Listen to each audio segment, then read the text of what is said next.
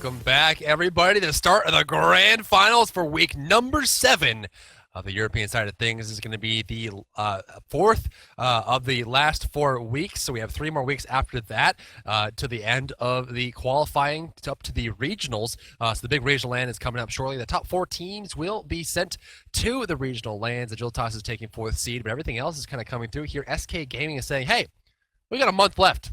Let's do something about it. And so they're going to be doing something about it today, going to the grand finals up against Cloud9 HyperX.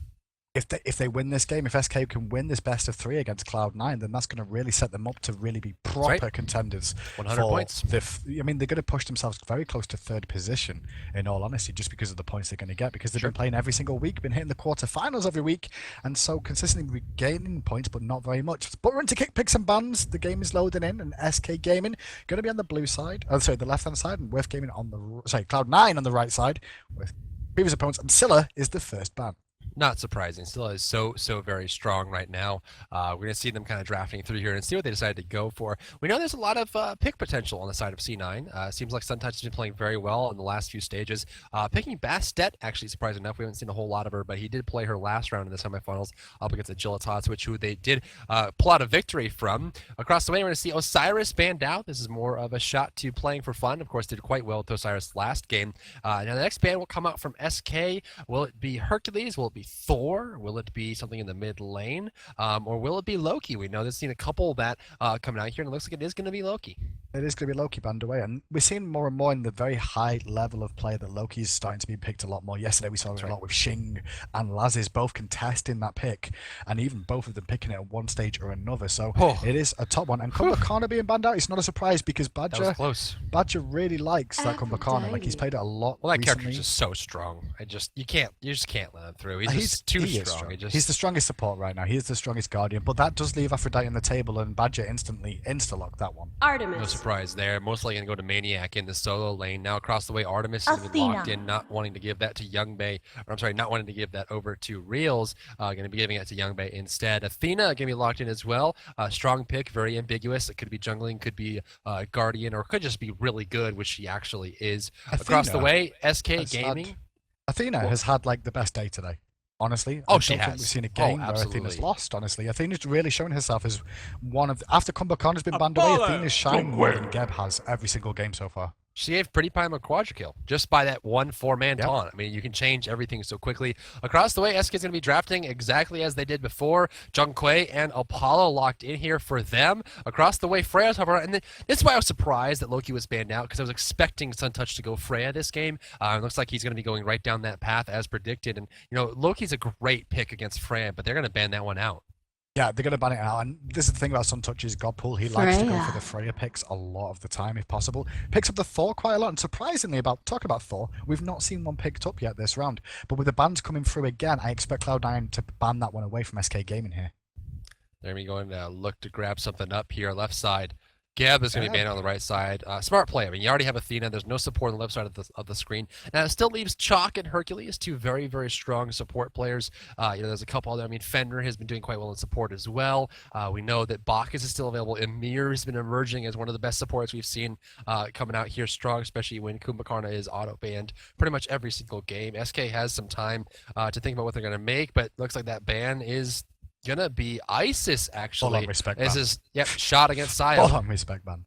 I mean, Sayo's Isis is absolutely amazing to watch. He lands those spirit balls 99 times out of 100. It's ridiculous. So not surprising to see that. And Raw is going to be the pickup finally for Cloud9. So that could be the mid or solo lane. Yet to be seen. Means we've still got NQ to pick. Sorry, we've still probably got Sayo to pick. Although NQ does like to run those crazy oddball picks like that. He does. Rubis. Can he not? I'll leave. I will leave if he picks it. Out there for him. I will leave if you pick it. Odin. You hear me? I will leave. Afro, Odin actually gets picked up here, surprisingly enough, and Bot's locked in, surprisingly enough. I didn't actually expect Odin. I mean, Odin has suffered so much from the adjustment of the Warriors, and honestly, it goes to Captain Twig that really kind of just pulled it together. I'm curious to see how Odin is going to get utilized here.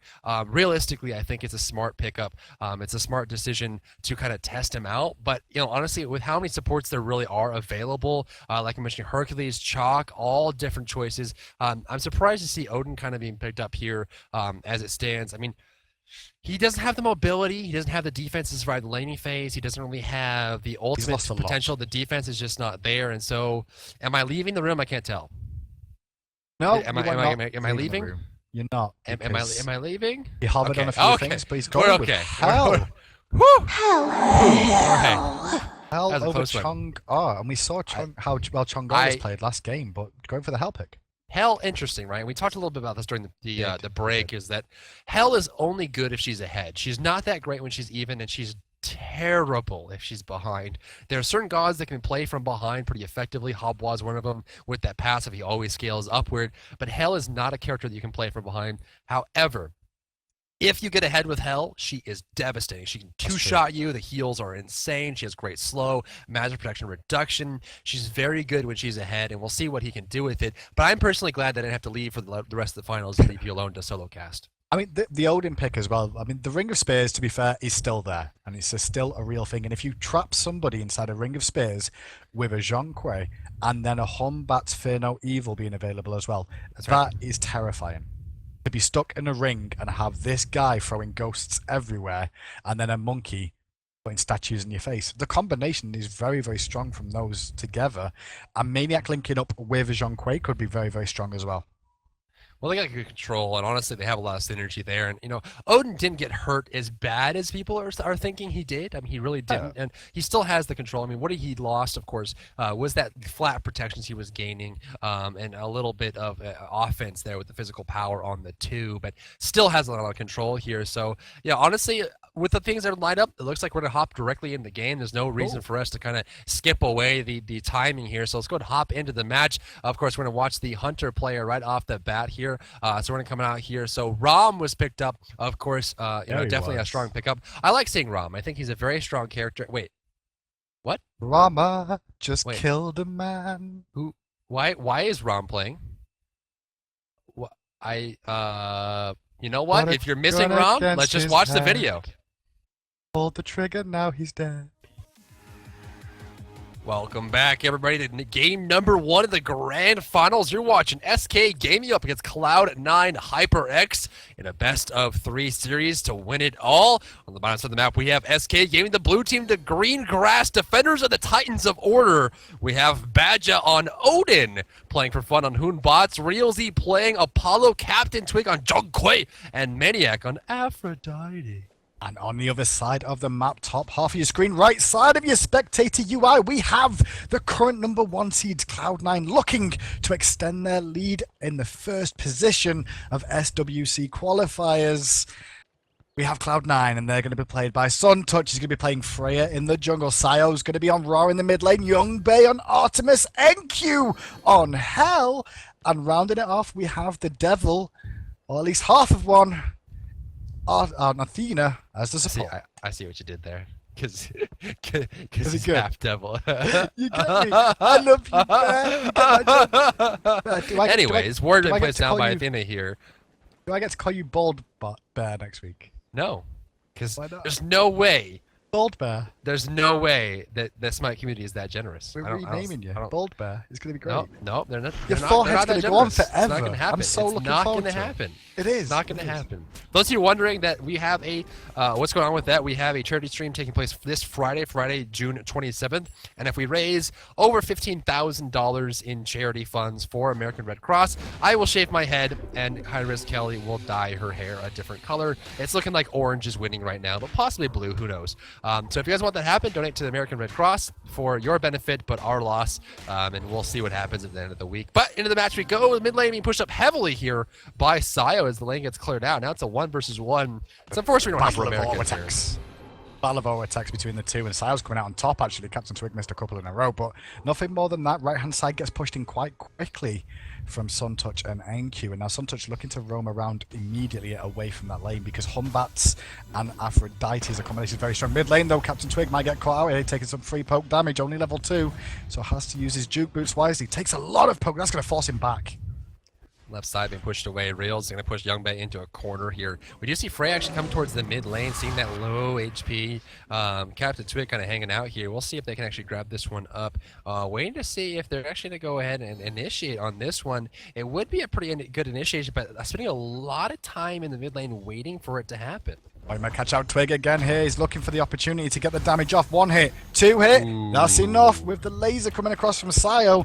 And first blood goes to Cloud9. Suntouch making the correct decision and putting the pressure on mid lane. It's paid Very off. clean kill there, very clean. And honestly, it took very good aim as well. If any one of those shots missed, it would have been a escape for Captain Twig. But that's the downside of Zhonghui, right? He has a pretty slow, gradual ramp up. He does damage, but he has the defense from his passive, but that's about it. He needs that CC immunity or needs kind of position. But I think credit really goes for C9 for number one being patient in the way that they can kind of wait for that to be pushed up, but also have the skills to aim all their shots and land them, and also the positioning to take advantage of it.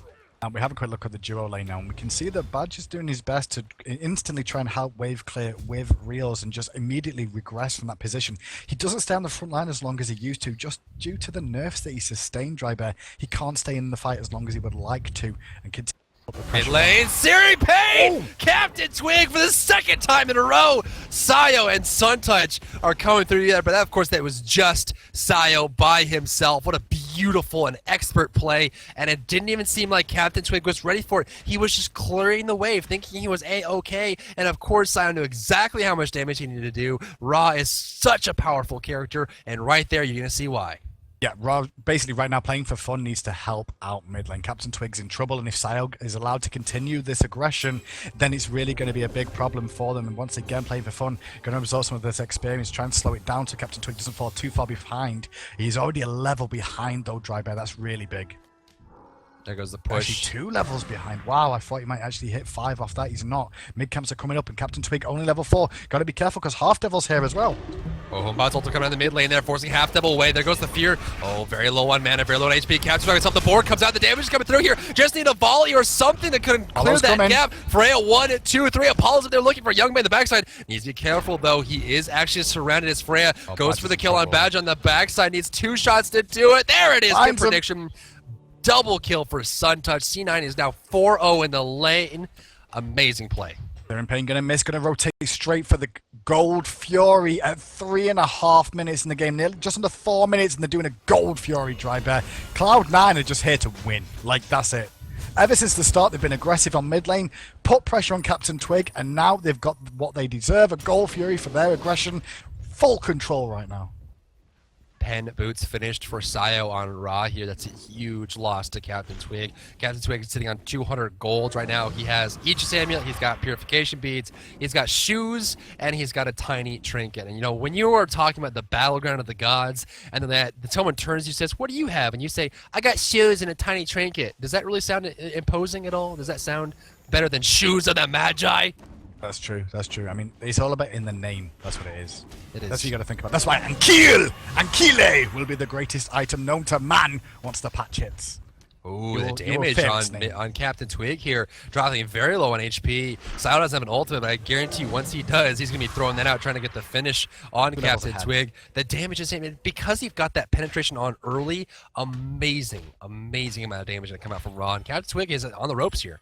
Yeah, he really is. He's got no health potions left. The Searing Pain's going to miss, and Sayo's just going to keep trying to push him into tower consistently. He is kind of low on mana, though, for the time being. I'm going to look for a little bit more poke. Captain Twig's going to be careful. Oh, my goodness! That was a lot of damage. And once again, Twig's going to have to recall. Sayo's low on mana, though, but he's going to try and push one more wave in for sure before he goes back. That pushes him away. The tower is standing right now, but Zhonghui is in a very tough spot. By no means is this an easy road for Captain Twig ahead. He is a captain, but he's going to have to lean on all his experience here to make sure this takes out. Realzy is going to be taking up that cursed gauntlet, but across the way, Youngbei has already finished the Devourer's gauntlet. Everything is going in favor of C9 as it stands right now. Looking at the gold numbers, they're already 5 minutes and 45 seconds into this match, Hindu. They're 3,500 golden experience in the lead. Absolutely mind-boggling. It is, and one thing Cloud9 loves to do is just continue being aggressive over and over again and keep applying the pressure consistently and still look for more and more kills, and that's what Suntouch is going to try and do. Captain Twig's going to be careful. He's going to get caught out of position here again, and now he's going to take a bit of poke damage from Suntouch. Sile's rotating back in the blink from Sile to get himself in range, but Captain Twig does okay, playing for fun, rotates in, forces to disengage overall. Now, they actually could have double ulted there to finish him off, but again, it's very slim, right? Because if they miss the raw snipe, it's not enough to finish him off, and they're being very, very careful. After that, he's rotating over to the left side, checking into the solo lane. We're going to see NQ sitting at 4,300 gold across the way. Maniac is at 3,800, so a huge difference in solo. Absolutely devastating. It's 500 gold individually, and they're relying on their solo to kind of come back since their mid isn't doing well.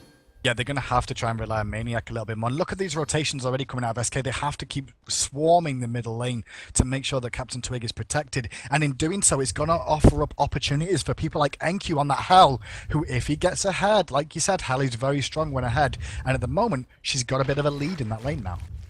After on the right side, and is now going to push this wave up, waiting for Hell to come back in, like you mentioned, making sure that gets us every morsel of experience in gold that she possibly can until that kind of comes back. Missing the banish in the mid lane, not going to hit it there. Of course, the ultimate would have landed if the banish was there. It's kind of like the old cognitive gaming role as it was before, right? In the launch event qualifiers, just the banish into raw snipe over and over and over. And even though Junkwei is very durable, he needs to be careful because he's got to choose between getting active items or getting items. That's what he's been doing so far. Taunt in the mid lane, some slow damage coming out here. Don't look at this kill here, but they're going to push him back to the tower. He just cannot leave.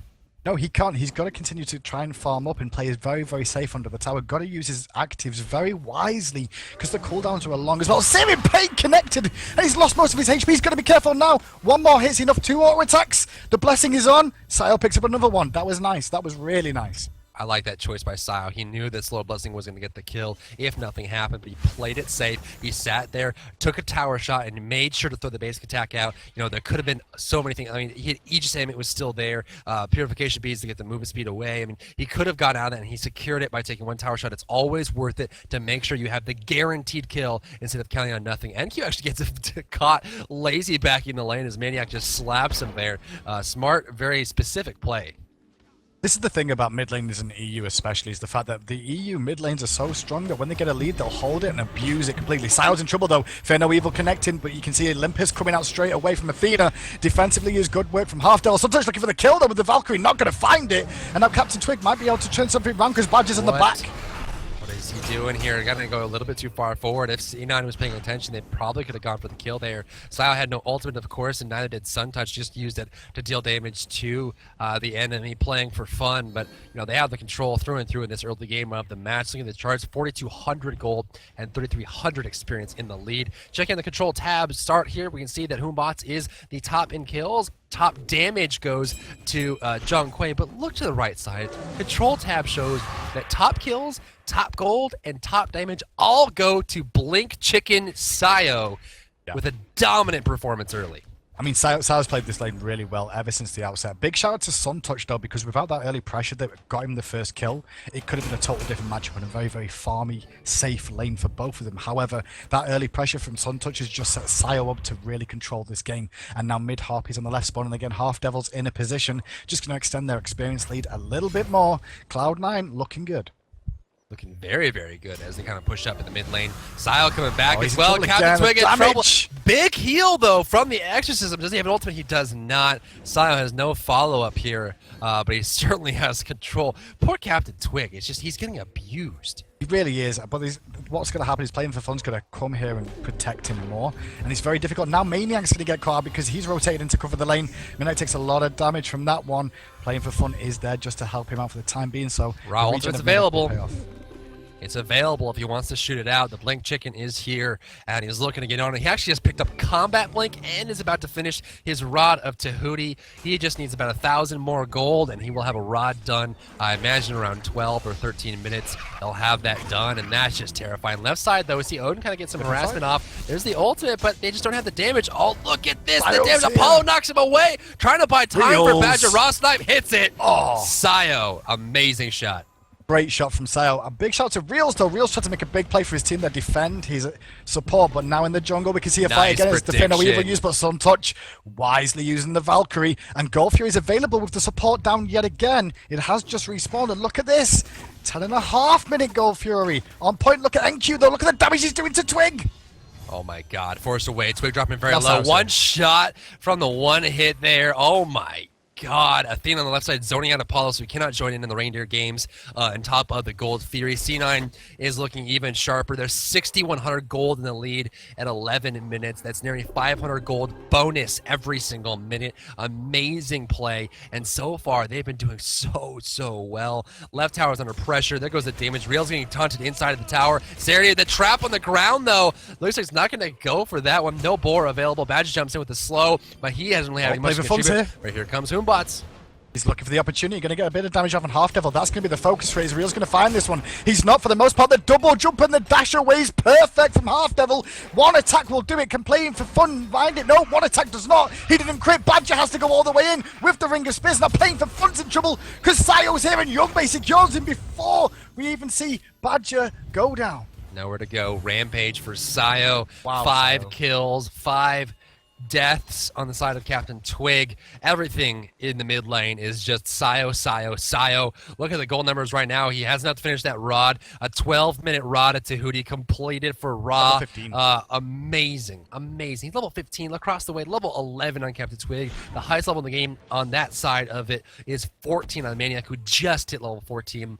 This is going to be hard, right? Because not only are they giving damage to Ra, but if you give damage to Ra, you're giving healing to Ra. That Solar Blessing, although it is packed with odor protecting power, it will not be something that SK Gaming is going to enjoy because it's going to heal their team up a lot while also allowing Ra to do a lot of damage. But focusing on Sayo as well, this is another thing that you need to look at, is Sayo's finished his combat blink. And what you want to do is, when someone's ahead, is focus them down first. And Sayo's got that combat blink, and one of the ways that they'll be looking to focus him down is using Ring of Spears. And immediately, he's going to combat blink out of that every single time, shut down the engage onto him, and it's going to be very big for them. It's very tough asking them to catch him now. You know what's hard for SK Gaming as well is they put all that effort on the left side of the lane that warranted them dying 2 times was just for Half Devil, right? So they're just trying to kill off the support. Ended up getting 2 kills to the enemy team, and it's looking so hard for Reels. Reels can't control this lane. Mid lane, Captain Twig has already lost his tower. Solo lane seems to be falling behind as well, and now they're getting clustered on the mid lane. Well, they are. Half Devil's looking for an opportunity with Athena. Going to find the taunt onto Maniac, and the Searing Pain does connect onto him as well. Over the top, we're going to see the Fear No Evil coming out. Badger's in a world of hurt, though. Ring of Spears, he's trapped. He's dead. Up in there, Freya looking to kill Captain Twig here. The tower's going to fall down any second now. There goes the kill. Turn around for the tower here. Going to clear this one right out. And now you see Hoombots and Aphrodite cleaning up the jungle, but Hoombots has to run away. And any chance they come through, and then there's a solo kill on the left side. Youngbei getting that 1 versus 1 kill on Reels. Now it's 12-1. The Fire Giant's going to go to C9. This tower on the left side's going to fall down. Youngbei's quite low, but no one's over. There's nowhere for SK to go that's safe. 14-minute Fire Giant. The whole game is in disarray for SK Gaming now. We always say things like it's a tough ask, they've got to work hard to get themselves back into it, but 14-minute Fire Giant being 12 kills down, golden experience, over 10,000 of each, and if they lose these towers to the Fire Giant buff, because the Fire Giant will help them push harder, they've got no base to defend already. Well, they also have the Raw heal. So with the Fire Giant regeneration, a Fire Giant, for those of you who don't know, provides mana regeneration, health regeneration, physical and magical damage. And so with that regeneration comes with the Raw heal, and all of a sudden, everyone in C9 is going to be healthy. They're going to be very strong. And, when it groups up, it's just too much. Yeah, that's right. They've got double healing. Double healing on that team. And they can siege for days. This is such a difficult game for SK right now, and it's all started off from that very early pressure rotation from Suntouch to mid lane, helping Sayo get that kill onto Captain Twig and just continuing to apply pressure. Left hand side though, Half Devil gets caught out, but double whoop saves the day, and now Badger's dead. Wow. When Freya is able to finish off her core so early. She has demonic grip, about to finish that Fatalis. In fact, she should. She's about 400 gold away from finishing that item now.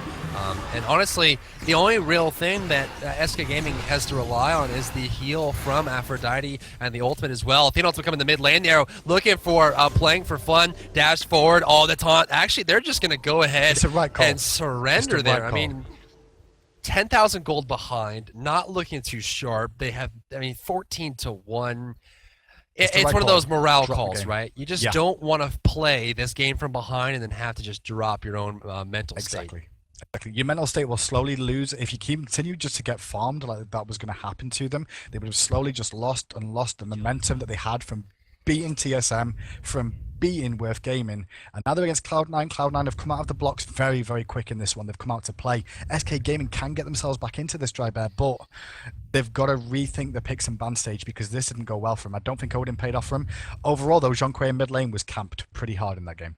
Yeah, that's right. One thing we 0-7-0. should think about as well is, SK beat TSM, they beat Worth, so they definitely have shown that they have the propensity to do these kind of big upsets, but at the same time, they have to be very careful not to try to rotate around and get too greedy. I mean, that last game, they played very well, but they just didn't seem like they were at the awareness level that C9 was at. And honestly, looking at C9 last week, they played at, a very high level, but this week, they're looking even sharper. They're looking so nasty today, and it's so casual, right? And that's how you know you're watching a top tier team, is that they're making these plays happen without any effort or sweat being broken out. Right. Say Sun Touch going to the mid lane, recognizing Captain Twig is just focusing on the farm, and you saw that, right? Captain Twig was all about clearing the wave, and Sio recognized that. He's just jumping the wave, using the exposed evil, using exorcism, and stepping back, and he lost 2 deaths because of that. First one, he's walking up to the wave, all of a sudden the Freya from behind, nothing he can do about it, he dies. Second time, he goes up to the wave, he's ignoring Sio. Sio recognized that. Instead of Sio saying, hey, I'm going to clear the wave, he sees that Captain Twig is ignoring him, going towards the minion, says, okay, this is my shot. Jumps in, stacks Divine Light all the way up to the max, gets the damage off, and raw snipes him right in the face, point blank in the chin. And it's just, once you lose that many kills early on, there's nothing you can do. I mean, if that happens again in this game, SK need to look at going aggressive against NQ in that lane. Because if Sun Touch leave the lane early to try and focus mid lane on Captain Twig, then you have to punish NQ early rotation. That's what you need to do. It didn't feel like SK could really do that this time. Hell was prepared for it. NQ was prepared for it, playing that Hell to play passively, sustain in the lane, and not lose a lot of farm, and actually come out ahead in that lane as well. So SK game with a big ask going into game 2, but they're not out of it. It is a best of 3 after all.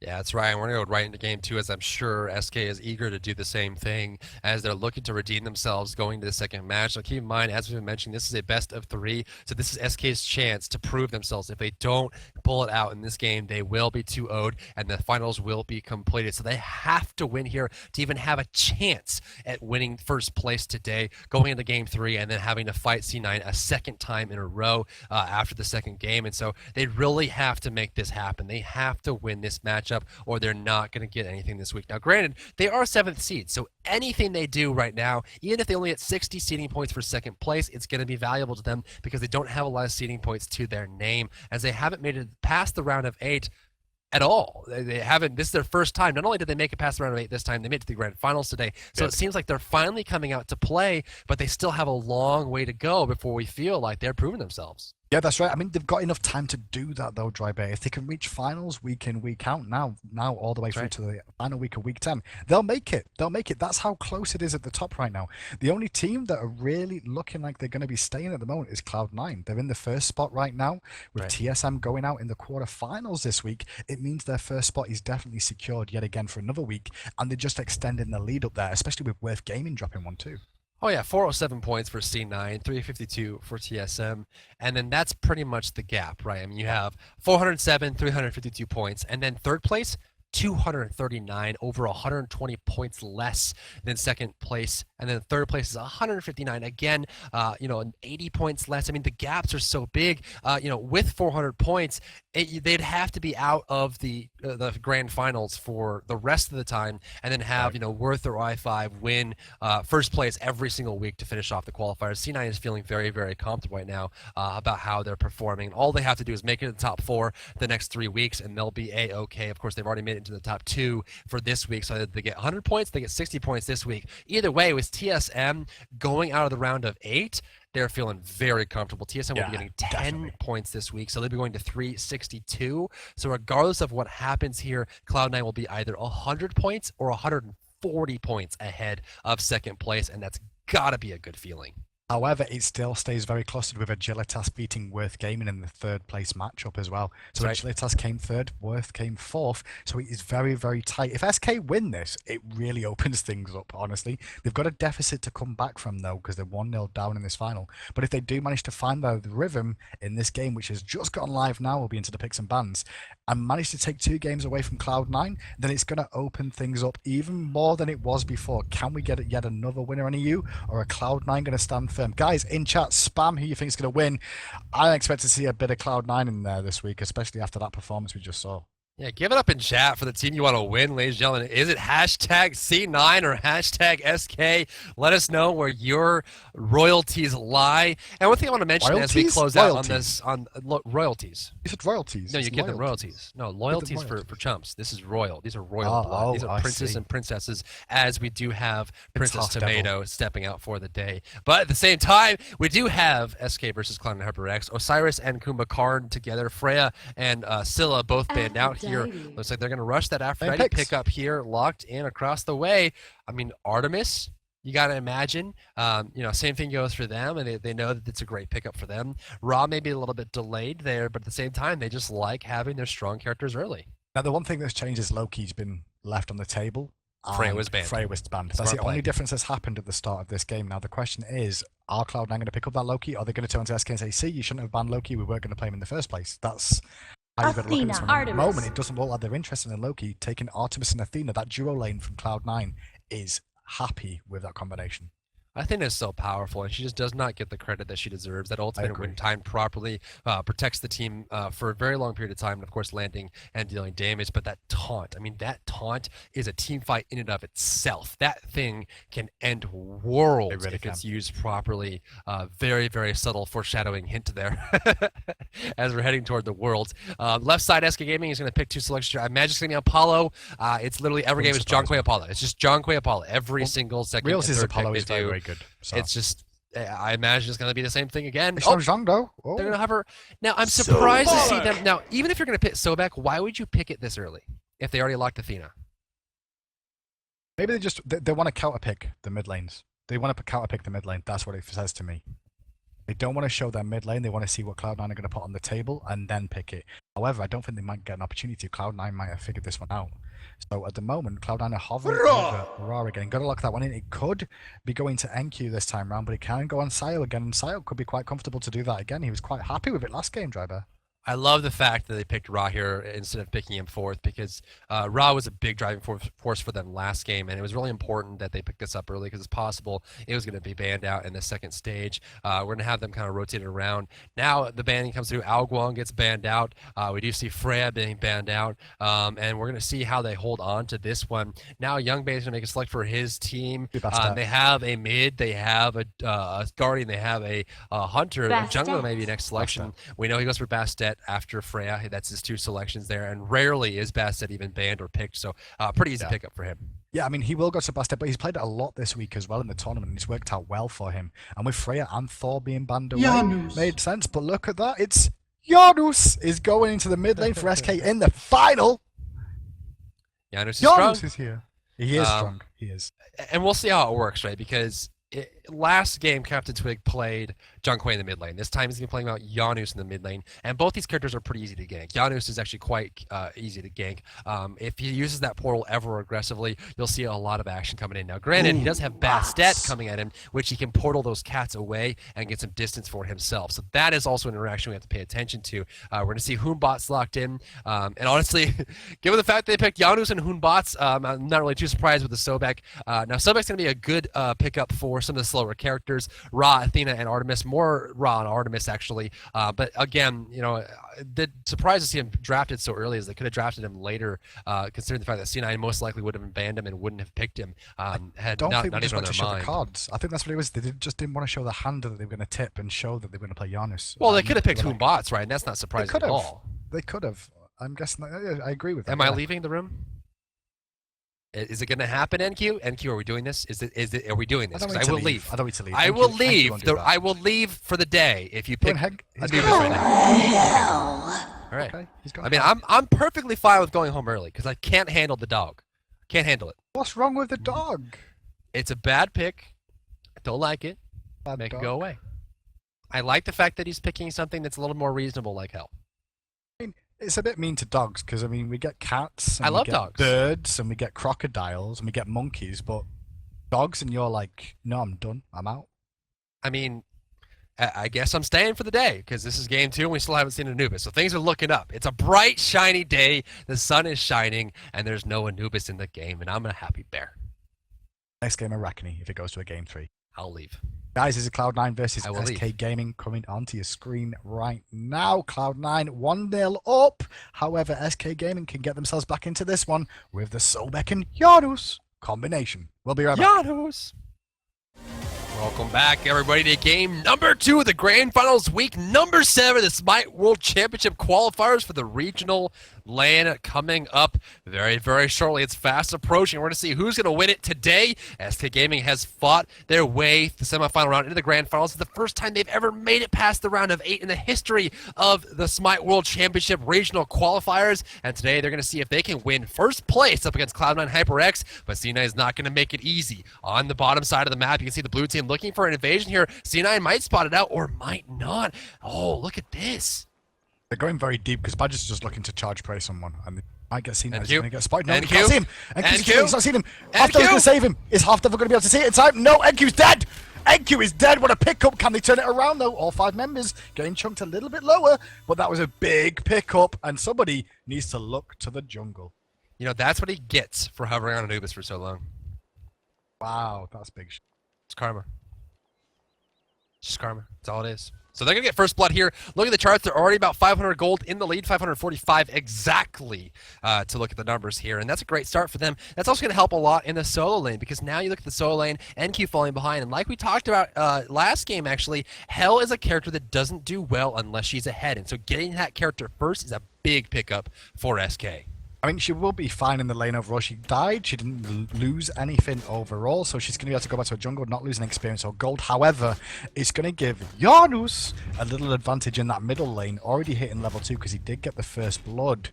So that's going to advance his build a little bit quicker against Sayo, and Captain Twig on that Janus can do a lot of pushing power if he can connect with the vortexes. Well, that's the benefit of picking up Sobek, because you have the huge amount of initiation, right? You have the damage from Janus, who's going to come through and try to push this away. But Sayo has proved himself as a very strong Ra player. There goes the hit, actually out-pushing Ra to start with. Beautiful play by Captain Twig, and a little experience as well from the kill on NQ earlier. So great control there. Right side sentence being forced away with Bastet. Honestly, this is looking great for SK. The fact that they have Bastet and Hell in the same team, who generally fall off if they're not ahead, and they got the early kill there, great play. Round 2, Suntouch rotating mid lane, but this time Captain Twig has a ward on this right-hand side, spotting him out completely when Suntouch tries this early aggressive push. And being on this Janus, he can effectively wave clear just like he did there. Unstable Vortex, all back, and Nabastet's going to rotate straight back to the right-hand lane to make sure he doesn't lose too much experience. I'm surprised to see Maniac and Playing for Fun not go for the kill there on NQ, or at least force him out of the lane. One of the biggest issues you can have as a solo laner is if your jungle goes to gank mid and doesn't get anything for it, it puts you back because the 2 players that stay in the solo lane will push it up. You'll lose golden experience. And he's going to try and go for the mid camp again, or the mid area again. It doesn't seem to be working. I mean, Captain Twig learned his lesson from last match. They put 2 early wards down to see the rotations from Suntouch going around. It's not hurt him, however, it's not delayed him any further. And with Janus picking up that first kill, it's allowed him to be able to just be slightly ahead. Badger's going to walk around, put a ward down, knowing that Suntouch would be in the area now that the speed has been dropped. Sayo getting a bit of experience there as well. Back Harpy picked up here by Hoonbot, Playing for Fun, make sure to efficiently rotate through those spawns. Real stepping away from the lane, so Artemis is an harasser. The easiest way for Artemis to win the lane is if she's able to clear the wave and also harass at the same time. So it's Real's job to kind of stand away from the lane while that suppress the insulate is up, so he doesn't take any harassment. Yeah, gonna make sure he positions himself correctly to make him a trade of either damage or actually wave clear. That's the big thing you've got to focus on there.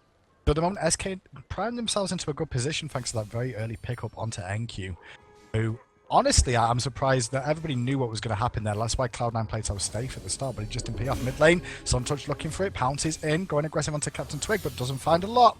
Once again, low on mana is Suntouch now. He's going to have to back to base, as is Sayo. Captain Twig's holding firm. Kepswig heading on home here. See what he decides to pick up. Most likely just boots and a little bit of regeneration. Probably going to sell that healing potion, pick up a ward, I would imagine. Looks like he's going to hold on to it. Pick up the Each Sambit as well for the Raw ultimate. For the cats as well, buying time for himself. Keep in mind, he can portal the cats into the ground and keep himself alive in that aspect. It's slow, will be effective, but he's able to get himself moving with that threshold. So imagine that Captain 2 could have a pretty easy time dealing with the Bastet coming his way. Mid-camp's responding. Looks like the right one will end up going to C9. Left one will be going to SK. Yeah, quick split overall. We can see on the right-hand side, though, that Maniac's going to rotate over, find Suntouch and Sayo after they've gone down already. NQ has been back to base, picked up boots too, as well as bead as well. So rushing those purification beads to help deal with the aggression that can come out from the Fear No Evil. And Suntouch roaming around looking for pressure at every opportunity. He's going to find anything on Maniac. Well, he's popped the cats here and really looking for the bleed damage is applied, and the cats are going to continue to slow. It's going to be enough, you know. Suntouch, first kill of the game. Sorry, first kill for Cloud9 of the game anyway. He didn't even go into the tower. He just threw the cat and started backing. The level of confidence there. He knows that, Aphrodite doesn't have much to do to deal with it. With the birds down and the back off down, he really didn't have everything to go. Of course, the ultimate wasn't used there at all. Surprisingly enough, it looked like he either it just came back up or it wasn't used at all, but now playing for fun has to stand in for him in this solo lane. The left-hand lane, though, because Half Devil's rotating mid, Youngbei's being denied farm here by Reels and Badger. Badger just zoning. And Suntouch has to come over here to deal with this and allow Youngbei to start farming once again, not lose too much experience, but spotted out by the ward that's already placed. Means that nothing is going to come of that. Blue buff's respawning on the left-hand side, so Suntouch is going to be there, pick up some extra experience, help out his duo lane. Lane to lane, we see Apollo's about 200 gold ahead of the Artemis, 100 gold ahead of the Artemis now, as these kind of match up. They're so beautiful to clear out the wave minions, make sure they go on down. Looking at things as it stands right now, certainly a pretty even game. I mean, we have 200 goals in favor of SK, a little bit less than 100. I mean, nothing really has changed the game. And honestly, given the fact that they did get first blood on NQ, it doesn't seem to be making that much of a difference. 3,300 gold there for NQ. NQ is actually winning the lane by 300 gold in the solo lane, even though he did get first blooded. So, honestly, they gave up first blood in the early stage, but no harm, no foul. I mean, first blood before the minions spawn is so early in the game that it doesn't really influence it that much. It just gives a little bit of bonus gold and a little bit of experience to the person who gets that first blood kill. And that's the only difference, and that's why you saw Giannis having an easier time in middle lane against Sayo on that Raw, because he had that little bit of an advantage picked up by getting the kill on NQ. So X on his way over to the left side. Ra, played by Sayo, is back in the mid lane. Looks like Heptwig has finished off his Shoes of the Magi. Sayo has yet to do the same here, looking between the gold. Sayo sitting on 1,200 gold himself. Half Devil has 1,700 gold in hand. It looks like he hasn't gone back since the start of the game. And so he's going to just been leaning on what he's got. 3 multi-potions still left in his inventory. Devourer's Gauntlets completed for both the Hunters. They're both ready to go with stacking that item up and getting everything all set to go. We do see Half Devil's finish his Midas boot, so he has gone back at least once. There he goes, spending all his money. He got none of them. He literally went home, purchased a full Midas boots, and then 2 wards. And the delay in him going back as well allowed him to get an advantage over Badger in terms of experience as well. So he's just got that small level lead. Mid-camp's coming up again. Right-hand side, going to be taken by Cloud9, SK Gaming. Going to be taken to the left, so an even split. Doesn't look like much contestation is going to come out between these two as the left-hand lane. The Hunters continue the farm. Yeah, he saw he recognized the fact that so many players from C9 were coming that way, and so he decided to back off from the mid camp. Conceded. I mean, it's 90 gold, 140 experience is not really all that much if it's a single camp, so he backs off. You see Bastet looking for a damage buff here, but this is long way away from respawning. Blue buff just got picked up by Maniac, so he's safe in that regard. Back Harpies will be taken here by playing for fun, getting the gold he needs, but Bastet is spending a lot of time trying to invade here, throwing out the Nine Tails, not going to be able to get anything that was already completed, of course. So, Suntouch spending a lot of time running around is going to hurt him in the long run. I mean, it will hit him a little bit, but he's absorbing stuff in the middle lane as well as his jungle is generally on cooldown. He's only got that one experience camp, and the red buff has just respawned, so going to rotate over there and take that one. But that's how Suntouch plays, though. He likes to be aggressive. He's looking for kills consistently, trying to put his team ahead. And sometimes when Suntouch falls behind or doesn't manage to find those kills, that's when Cloud9 can struggle. Well, there's no struggle right now. Everything is all tied up in golden experience, so we'll see how things start to change over time because no big plays have come out just yet. There goes a slow from Suntouch, looking for the Razor Whip. Not going to find that one there. Declaw will not land. Good clear there from Captain Twig as the wave gets cleared out. Right side, Hell's going deep here on Aphrodite, dropping her pretty low, but she should have a heal or an ultimate. Switching to Dark Stance, getting close. The tower is still triggering, though. Giannis is still hitting the ultimate. Now Maniac does not have the distance. He's still looking for it. Athena ultimate will buy time. Great shot by Captain Twig, but no chance of the kill. Youngbei could be in trouble here from Badger now, trying to go aggressive charge play. Actually misses, and now Badger's going to take a bit of free poke there as he uses his tail whip to make sure he fully disengages from Youngbei. But an ultimate for an ultimate burn. Overall, it's not a big trade in the grand scheme of things. A good idea from Captain Twig to try and rotate over, but immediate response from Half Devil just securing it. Oh, Youngbei actually takes out Badger, and he looks like Reels is in trouble too now. That boarding so much. Athena's on the way over, but so is playing for fun. Half Devil's going to spot that one out as he goes into the lane. There's the Sacred Monkey as a how do you do from playing for fun. In mid lane, we do see Captain Twig and Sayo pushing up very crazily here. There's the Unstable Vortex to clear the whole wave. Good placement there as it goes away. But because Badger ends up going down, C9 is going to go straight for the Gold Fury. Good call. I mean, with Badger being down, he's going to take a little while to get here. It's going to have to be a big defense from Captain Twig here. But look at the 3 hogs in a row. Hog, hog, hog. And it's gone. Clearing it out there. Beautiful play. Good control. 2 hogs in a row, but definitely a very strong control. I swear I saw 3. It doesn't exist. It looked like 3. It doesn't exist! That was 3! Okay. Right side, Maniac's getting pushed here by NQ. A lot of damage to come out here. There goes the hit. Suntouch Inspire's available. Suntouch is there. Looking for the Declaw. Finds the Declaw. Razor Whip's going to land, but has the ultimate available. Trying to time of it. The tick comes through. All he needed to do is switch stance, and a single 3 would have taken that down. He would have done if cats were available for Suntouch as well. That would have been enough to secure that kill. Midcap's coming up again though. Left hand side, SK Gaming looking like they're in position for it. Badger is there, but Half Devil is too. Could be a bit of contestation on that side. Right hand side though, going to go to Cloud9 for certain. Split evenly once again, although more members of Cloud9 shared that experience camp than SK. Mid is pretty heavily active right now with 3 players from SK in the area and 2 from C9 in the area. Clearing that minion wave out. Damage buff has respawned and play for fun is going to take this here. Will he pick up the buff or will he give it to Giannis? Looks like he's planning on giving it to Giannis. Nope, he's going to take it for himself and start clearing out these back camps. Checking in the charts again, you're going to see 1900 gold and 2100 experience in favor of C9 just due to the Gold Fury, really. That was a beautiful strategic call by them. Looking at the control tab charts here, you can see that top gold actually goes to Giannis right now, and top damage to Aphrodite. Top damage in gold for C9 goes to NQ playing Hell, the victim of First Blood actually, so very strong play. Now look at the actives here between the two. You can see that SK is prioritizing the important actives, whereas across the way C9 is prioritizing maxing the right active. As you see, 2 greater purifications and of course an improved purification already being picked up. Yeah, I mean, Purification Beads just bring so much to the table when you actually pick that item up. Obviously, it gets you out of bad situations when you get locked up down by this crowd control. But right inside, Maniac could be getting crowd controlled again as the slow applies from Suntouch and the bleed is on. And it looked like Sayo was rotating over here looking for an opportunity too, but already playing for fun in the area. And when you've got a Janus on the enemy team, he can rotate over very, very quickly with that space and time. And you look at the zone, gonna find it there. Giannis is in the area. Bass is there. Good threshold. Oh, good hit. Silver Vortex needs a portal. Gonna get it there.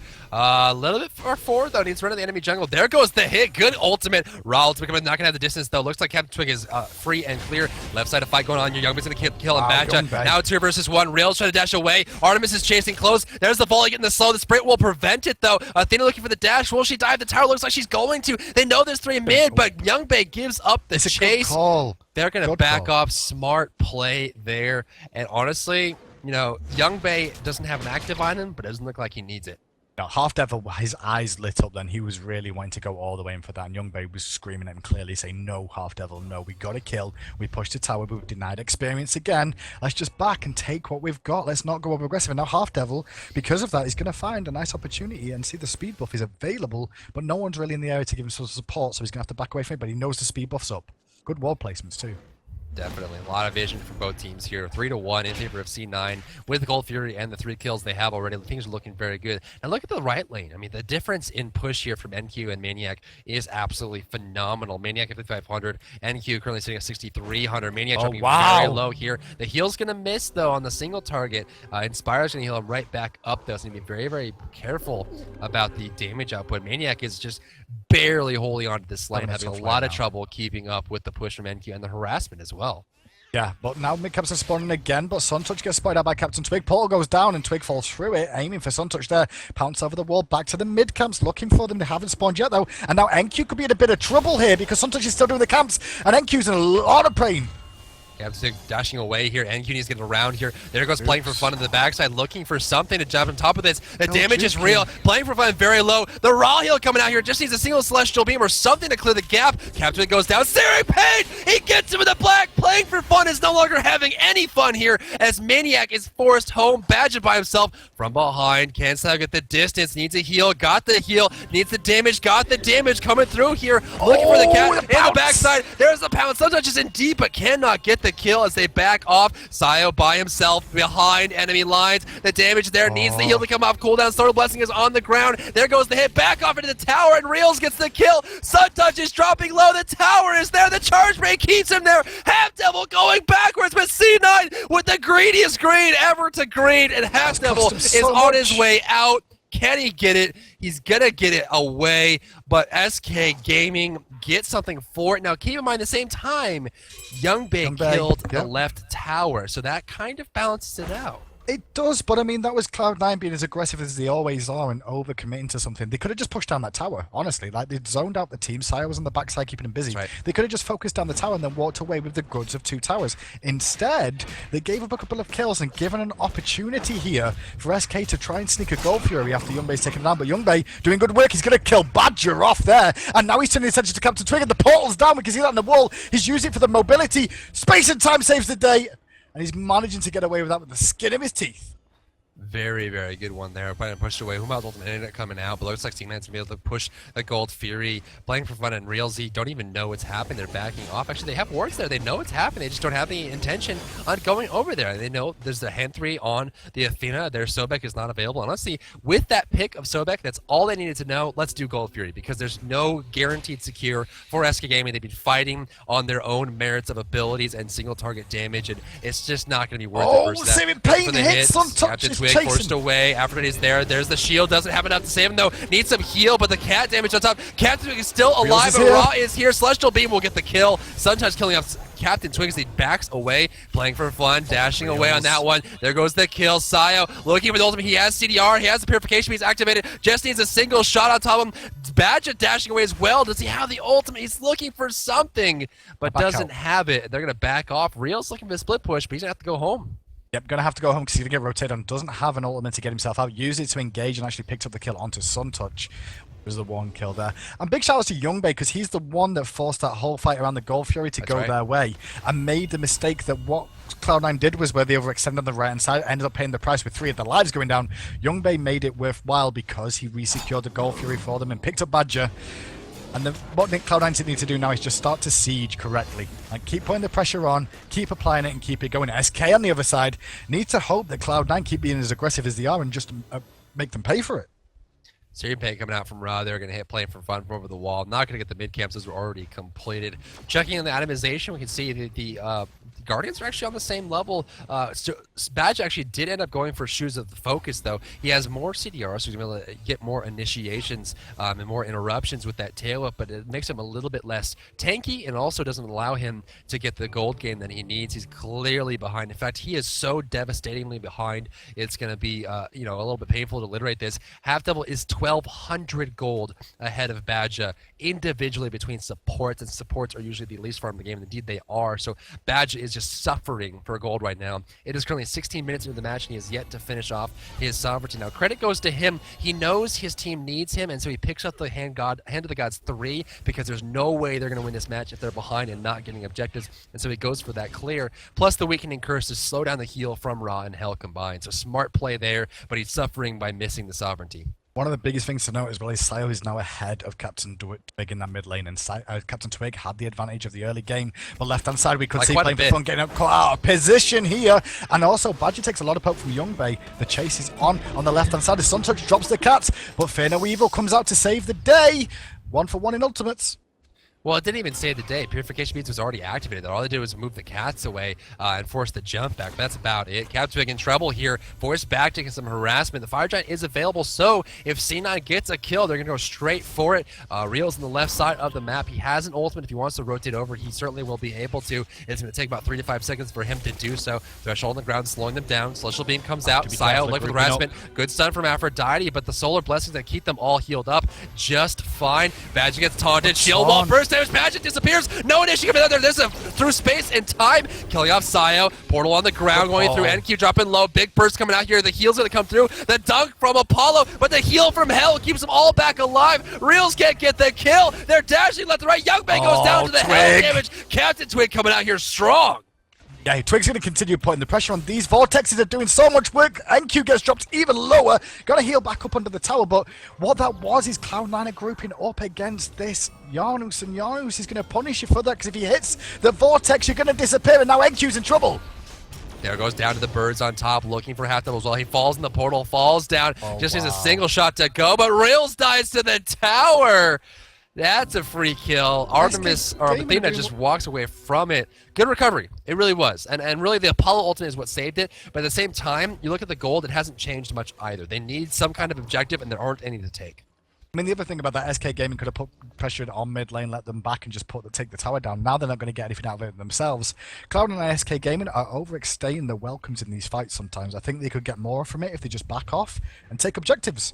But sometimes they're just going for more kills, going for the glory, trying to get even more off so they can go for a Fire Giant or something like that. But at the moment, still in Cloud9's favour. Sayo's back in the zone now. Minix very low, and Marlis is going to be careful because the mobility of Sayo might pay off. Ooh, that Charge Prey nearly connected. Charge Prey coming out. Forced to ult there. He didn't want to actually get slowed or CC'd in any way. Captain going for his rod. I'm a little surprised here. He decides to buy a magic focus instead of saving to finish the rod. Generally, the rod is not worth your time until you finish it, so it's definitely a long investment. And 25 magical power from the magical focus. I don't see this being worth the money, but we'll see. Taunt on Badger. He's in trouble. They can't lose him. They're going to lose him. That's a guaranteed gold Fury. It is, but the aggression coming out from Captain Twig. He's looking for more. Going to use the portals to jump through. He forced the cats out, and the cat's going to aggro the Gold Fury, so it's not a waste of cats right now, as the whole of Cloud9 are able to just start this Gold Fury off. And we can see the Hombas ultimate being used defensively, trying to reset the Gold Fury, and it does. And now the fight continues as Reals is in trouble. Great taunt while he dashes away, interrupting the dash there as Reals tries to get away. He's got nowhere to go. The sprint will end. No purification beads. He has nowhere to run. He's going to fall down here, guaranteed. Losing 2 players right for the Gold Fury. And the fact that it was Badger means that guaranteed Gold Fury. The point still stands. Without Hand of the Gods 3, they can't contest this. They recognize that. You see Captain Twig going to the mid lane. He's just going to farm the mid wave. There's nothing else he can do. And because Badger was caught out, and honestly, without that dash, which is his only initiation tool, he has nothing to defend himself with. Sobek is one of those characters where he's so great early. One of the best Guardians to have at level 1. Taunt in the mid lane. Taunt connects beats. We forced there. The portal gets dropped. A little bit of poke damage, but now the siege is on from Cloud9 once again. Only 3 members of SK are here. They're going to give this one up. They have to. There's nothing they can do. They can't defend that tower. 5 versus 1. The gold theory is there. Looking at the charts, you can see 6,400 gold in the lead. And again, I mean, this is why Sobek is so hard to swing, because he's so great early, but his transition from laning phase to mid game is one of the weakest out of all the Guardians. He doesn't really bring much to the table other than that initiation, and if you use it to initiate, you can't run anywhere, and he can't keep himself alive, much in the way that Amir can't once he's caught out without a stun. I mean, there's just nowhere he can go, and given the fact that he was so far behind early, he is literally almost 3,000 gold behind individually from Cloud9 HyperX. He's trailing so far behind, just now finishing his sovereignty at 20 minutes into the game, and if he misses that dash, he is dead meat. Definitely. I mean, one thing to note as well, SK Gaming this time round have come out to play. Last game they had a really bad game. Cloud9 just really put the pressure on and just never let it off, but this time round they started off some early aggression and they're trying to keep themselves in it, but Cloud9, they've come to win today. They've took the lead back and now they're looking to fight. Pushing him up. Boss is hanging out. And it's so unfortunate that, Badger, here's the thing, if you're going to go Guardian and you rush Shoes of the Focus, you're looking for an early lead, because the thing about Midas is it allows you to play from behind, but if you're behind with Shoes of Focus, you're just not squishy enough to deal with anything. Apollo getting caught out here. I don't imagine C9 would go for this. Charge Prey, Purification Beads, beautiful play. Sorry, that's Magic's Blessing, beautiful play there. Oh, the Awakening Curse, here it comes! And now the damage is off again. Suntouch could be in trouble here as the Vortex hits onto him. However, Captain Twig says the trap, and Sayo's in trouble, but on the backside, NQ has turned up.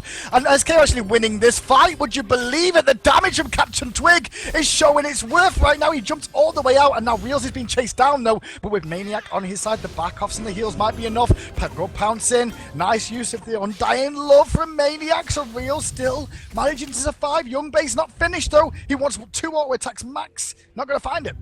Fortunate enough, Suntouch got greedy there. He was looking for the double hit on the Razor Whip. If he focused just on Apollo, he would have got the kill on him. Instead, he wanted to hit both of them with it. Portal mid lane, NQ he hit. There's the unstable Vortex. Look for the fall. Threshold gives him movement speed. There goes Aphrodite as well. The dunk, the burst, the back off. NQ goes down mid lane, looking for Suntouch. No ultimates available. There's overhead smash. The dunk, gonna get it. Double kill for SK Gaming. And the Fire Giant, this is it. They have to take this into. This is their only chance to come back into this game. They need this so desperately. If they get it, they stand a chance. Well, Half Devil is alive. All members are still... Sorry, NQ and Suntouch are going to be down for this engagement. But if Half Devil can make a play now and get the hog off at the correct time, will he make it here in time? I don't think he's going to make it, Dry Bear. This looks like it's going to be a free one for SK Gaming. It is locked in. All 5 players on SK pick it up, and I think the story of the game today is it's now Cloud9 hyper greed, as that's what they've been doing all game long. We saw it in the right lane, Hindu Man, where Sayo positioned himself in between the tier 1 and tier 2 tower and giving away 2 kills to SK Gaming just by getting too greedy. And right there, that's exactly what happened. We saw NQ sticking around too long. We saw Suntouch diving the tower all the way up towards the Phoenix, trying to get a double kill, and then it's falling down as well. They're just getting too greedy and too impatient. They're feeling their 2-0 victory very closely. They're going to have a big issue now because Captain Twig has his build online. Once you've got those 3 items finished, Shoes of the Magi, Tahuti, and the Obsidian Shard, your damage will escalate considerably. And I love the addition of Chronos Pendant, just because he gives him the cooldown reduction that is so warranted on Yarnus to allow him to spam the Vortex more. If he hits with a double Vortex on you, both sides connect, your health will disappear. I like the enunciation there. Thank you. It was good. It was. I felt it. I felt it deep down. Good. Oh, thanks. Rada Tahuti completed on both mid laners here, Captain Twig and Sayo, both boasting those one up. We do have heavily agility finished for Sayo as well, so he's going to have that kind of control. Sometimes surprisingly enough going for Shifter's Shield instead of the Height of the Urchin. You generally will see those assassins slash bruisers going for in the jungle area, so it's going to help do a little bit more damage than it normally would. Young Bay about to finish off his chin slash execution, but here comes a fight. Captain Twig caught out, Purification Beast, portal on the ground. Boombots will zone them out as Badger assists in that effect. Back away. Suntouch goes down. Yes. SK Gaming might have this as a space and time right through Youngbae. The portals are here. Looking for NQ under tower is Badger, but the heals are real. Yeah, the heals really are strong. Maniac's doing good work of keeping Captain Twig alive. Portal through. Looking for Sayo. Connect. See the damage. Watch it burn. Sayo's going to have to run for his life now. Left-hand side tower goes down. Fire Giant still on the members. Going to look for the tier 2. Maniac leading the charge for his team. Captain Twig right behind him. Decides to walk through a portal for comedy value. And then the tier 2 tower drops. That was a celebratory portal. Woohoo! We took a tower. 3 versus 5, Fire Giant buff, and I think C9 really just didn't understand the fact that they had Fire Giant buff. NQ grabbed by the Sobek. There goes the knockback. NQ taking damage. Siri Pay gonna hit 3 actually, as C9 wants to try and turn this around. Maniac keeps them alive with the heals. Does he have unstable Vortex? Looking for the damage output. There it hits on Sayo on the back. There he goes. Here comes Cap with the Suntouch on Bastet going in, looking for damage. Gonna get poked down. Maniac with the doves. Gonna pick that one up. Suntouch just respawned and he's dropped again. 16 to 14. Goal difference is now even. Experience 2K in favor of SK. Sayo get killed off of space and time, just barely missing NQ there, as it looks like Half Devil wants to try to back off of this one, and now we're going to try and control this together. But, you know, honestly, let's look at the damage numbers and put this into context, exactly what's happening in this match right now. The highest damage on C9 is 22,000. The closest under that is 15k. So we have a 15k and a 22k on C9, and that's what they're proud of. But across the way, SK Gaming has 26,000 damage on Captain Twig. Giannis is hitting so devastatingly hard, and they have to deal with it if C9 wants to win this match. And the hardest thing about this is the fact that they've got Maniac to contest with to do that, because Maniac is just going to kiss Captain Twig, consistently, and Undying Love will be on him the moment he gets in trouble. And even if that wears off, he's still got the portals to escape, and also playing for fun with that Hornbats and the Fear No Evil to force the disengage once more. Captain Twig is the focus target for Cloud9 right now, and we are starting to see how good Janus really is. I mean, he was a sleeper since he came out. He really was, Obviously, yeah. he needed some adjustment. His ultimate was a little bit too long, no CC immunity. But he's one of those characters, right, where he comes out and he has so much depth to his character that it's going to take someone to just sit down, play with him a long time, and really show what he's made of. And we're seeing exactly that today. I mean, you get hit by the unstable vortex and you feel the weight of the world on your shoulders. The damage is absolutely insane. And that's all Captain Twig is going for. He's got the penetration with the Shark now. He's finishing out the Polynomicon. So not only does he have a decent amount of CDR with the Chronos Pendant and lots of damage and penetration, but every single time he casts an ability, he's going to be able to throw out that Polynomicon to follow up with on cooldown, of course, every 30 seconds or so, as it should be only applied a little bit there. I'm sorry, every 5 seconds or so. It's just going to clear it there. So he's going to be dealing lots of single target damage, and anyone who gets close is going to be rough. Raw actually goes for Divine Ruin. This is smart because they have to counter Aphrodite if they want to clear these fights. Yeah, they're going to have to counter Aphrodite. That's a really key importance there. Focus Aphrodite before you can get to Captain Twig. But look at Captain Twig. He's going to zone out for his team. He can drop portals on the ground, like we just saw there, to stop people from engaging. Suntouch taking a little bit of poke damage, and SK trying to bait for a bit of a fight here, it feels. They want to fight because Reels is actually baiting with those auto attacks. This is a good call, though. The reason they're baiting is because left-hand lane is going to keep pushing. Yep, that's the Phoenix Messenger. Then that's exactly right. I mean, you want to get the lane that's furthest from the Fire Giant because they can't run over and babysit it really quickly here. Devil's in, Sun Touch. There's the Razor Whip. The heal from Hell keeps him alive. Captain Twig's in the fight, though. Look at the damage from Vortex. The board's on the ground. Badger's going to avoid it with CC immunity. Maniac's going to avoid it as well with CC immunity. Devil's up in the air looking for the ult. Badger in trouble. Dropping low. NQ going down to Unstable Vortex, but looks like Reels is in a lot of trouble as well. Forced to dash away. Suntouch wants to kill on Badger. He's going to find it as he falls on down. Double kill for Captain Twig. The damage is insane. Young Mage by himself. He has no protection and no peels. His team abandoned him, and now Suntouch is abandoned as well. Half Devil was not even in the way to keep his teammates alive. He was running his own agenda. They needed a guardian. They needed someone to come and save them, but there was no one there. And now SK is going right over the left side without getting a single objective. Mistake. They're going to try and end. This is what they're looking to do. This is a bad call here. I don't think they're going to be able to end. Time. I don't think they can. This was the mistake. They could have done Fire Giant. They could have taken the right-hand side tier 2 tower. This is close. This is dangerous. Aphrodite pulls them away. They have a full thing of Phoenix minions. This is so greedy. This doesn't pay off. Hell's up in 5 seconds. NQ. They're looking for the single target. Athena's body block. It might be enough. The Titan is dropping. It's going lower. What a call! SK Gaming ends the game in a split-second decision. No one believed they could do it, but they believed they could do it, and they take it down. SK Gaming had literally 1 second to spare before people were coming back up, and they bought enough time for themselves. What a call that was, and the brass balls it takes to carry it out. That game was crazy. Triple kill at the end there for Captain Twig as well. Rounded him out at 10, 3, and 8. He did 107,000 creep damage, 30,000 player damage that game.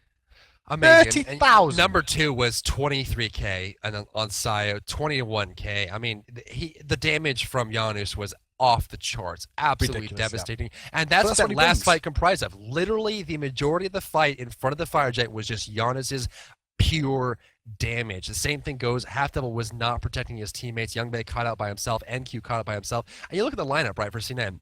Raw, Artemis, and Hell, they need peels. They need protection. They need zoning because the damage that's coming out from SK is too much. And so it looks like we're going to be going into Game 3, ladies and gentlemen. It's going to be a 1-1 all tied up. This is the game to end it all, to see who makes first and who makes second in this battle of wits and battle of war. As everything comes together here, C9 and SK, we're going to be hopping right into Game 3.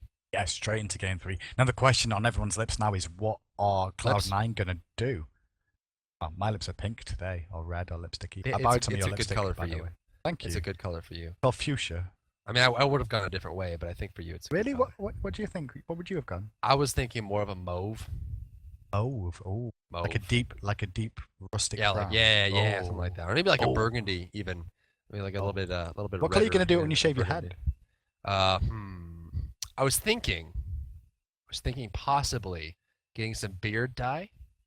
Dyeing it orange or dyeing it ginger, and then just going and He looked good as a becoming ginger. Vulcan. I mean, I could be Vulcan. Vulcan. Never know. That Right. makes sense. That makes a lot of sense. Doesn't it though? It would make sense. I'd love to see that actually. Vulcan cosplay by John. But you That's have me. to be bald though to make it really pay off. You know. Well, I don't think it's going to happen because people aren't that generous. We'll have to find out. I'm going to really. I'm push calling for it. this I'm week. calling it. People don't like donating to charity. They don't like being good people. Everyone's going to be a bad person and not donate, so I don't have to shave my head. Yeah, nice try with your reverse psychology. We know what you're doing, Drybear. Guys, we're into the game and it's live again. SK Gaming going to be on the left-hand side, so they're going to get first pick, first ban. Cloud9, however, going to be on the other side, and they're going to get... It happened. What happened? Giannis! We have a Giannis ban A for the Giannis first time in makes the sense. release of Giannis, and honestly, you gotta make sure that you don't let him go. I mean, he Okay. just does so much damage. He's We've got to too look powerful. at this as well. Like, we know he's a good character. We know Giannis is good. He does a lot of damage, but he's a lot like Ale Guang, and Captain Twig is known for his Ale Guang. That's and true. If you can land the abilities on Ale Guang, he does a lot of damage, and that's exactly how Giannis is as well. And now if Giannis is allowed to get through and someone like Captain Twig gets him available, you're going to see the potential that we just saw last game. And the biggest issue Cloud9 had that game was the fact that they couldn't fight because they were getting bursted every time an unstable vortex hit them. That's the big issue. Aphrodite is there. First pick there for SK Gaming. Freya banned out as a shot to Sun Touch, making sure that doesn't slip through. It means he's probably going to be playing Bastet. And honestly, Bastet wasn't that big of an influence last game. Look at these I mean, it was insta-locks on effective, but Cloud9. you got to get... I mean, Artemis with such a win percentage last week Athena. and playing so strong this week, they're going to do Artemis Athena yet again. That's I'm their not so lock. shocked. That's their pick. Half Devil's playing really well on that as well. I mean, even last game, I think he went 1-1-11. So even though, you know, Cloud9 lost, Half Devil's Athena is on form right now. But we're going to see an Osiris this game picked up. It has Interesting. got I through. mean, they've played it before. We've seen them play it before. We know that it works, and I'm curious to see how they're going to round this out because they don't really have a whole lot of They did CC. Zhong last time, didn't Yeah, yes, they did. It's usually Aphrodite, Jog, Apollo in that order for SK. But you know, they don't really have a whole lot of CC here. They have a single stun with the Osiris, but you know, it could be possible they're picking Osiris here in anticipation of the raw hell pick that Cloud9 has been running because it works so well. I mean, you have the anti-healing with Osiris. If they pick up the Divine Rune on Aphrodite, all of a sudden they have that as well. But maybe Cloud9 will adjust their strategy knowing that's coming by picking Thor. I mean, yeah, they've gone with Thor now, so Sun Touch is going to be comfortable on that one. Not going to have to go with the Bastet pick. Zhong Kui banned away Nice by ban. Cloud9. They have kept their eyes open on what's happened today. And a good response ban as well to Hubwa, giving shout-outs to NQ there on his solo Hubwa. That can be a big issue for them. So now Cloud9 have got 2 picks remaining. Got to pick the first one now. And they need to pick both mid and solo laner. And it's going to be Raw once again. Not a shock. Not a shock at all. Still going to pick Ra after the Osiris Aphrodite combo there, feeling like as long as he avoids the Lord of the Afterlife, he'll be A-okay. But he still does a ton of damage, and the healing will be effective to everyone except for the person that gets hit by Lord of the Afterlife. So that's going to be locked in there. Across the way, SK Gaming is, and this is so weird, right? Because they're upgrading their kills. I mean, they go for Zhong Kui, who is, I personally think, rated much lower than Agni, but now it looks like they're going to be upgrading that up into the Agni Hover. SK has one more choice to make. Let's see what they decide to go with here as everything kind of comes together for them. They're hovering currently on a Bacchus here. Geb is available currently. So is Hercules. Chalk's available. Bacchus. They want Bacchus. Now, Bacchus is actually really strong against characters like Thor, Ra, and Artemis. So That's true. we'll see how that works out. I mean, I understand why the Intoxicate will cause them issues with landing those important skill shots, such as the Celestial Beam and the Saving Pain. Well, not the Saving Pain, on Rock, 'cause that makes you immune. However, it's going to cause them a few issues on some of that. So looking for the disruption in the team fights is what they're looking for with Bacchus in the front line. The other thing Bacchus brings as well is that great frontline wall tank that just wants to hit you with a piece of meat. Well, it looks like I again don't have to leave as there's no Anubis, lucky. and so we're well, you're lucky. You'd have to solo cast. I'd by be yourself. fine. I'd be fine. You do that to me every other week anyway, Dry, so don't worry about it, you know? Yeah, well, you know what? You know what, Hinderman? What? You look good today. Thanks, man. I feel slightly like a ghost today. I feel like I'm It's okay. It's okay, buddy. in the spiritual It's world okay. today this week. I think it's because of the release of Rama this week. I'm just getting in touch with my inner Hindu man and Oh, I see what you did there. Making All me- right. getting Okay. excited for this new God all right. release. All right. Well, This lineup, guys, it's going to be Young Bae on Artemis. We're going to be seeing Athena Thor, Ra, and Ao Guang. It's going to be an Ao Guang mid. Sayo has been shown to do a very, very strong showing with Ao Guang in the mid lane. High amounts of damage and great control, plus perfect ultimates. He's ended games with those ultimates by himself. He has. And taking Ra in the solo lane up against Aphrodite. An interesting matchup there. We're going to be seeing Osiris, Apollo, Agni, and Bacchus. Osiris in the jungle this time around. So we'll see if that works out for them. We're going to go to a brief break, and we'll be right back with game number 3 of the grand finals. Give it up in chat, ladies and gentlemen. Let us know who you think is going to win this match. Will it be C9? Will it be SK? Go to a brief break. We'll be right back. Welcome back, everyone, to game number 3 of the grand finals. SK Gaming versus Cloud9 HyperX. Getting ready to roll out here.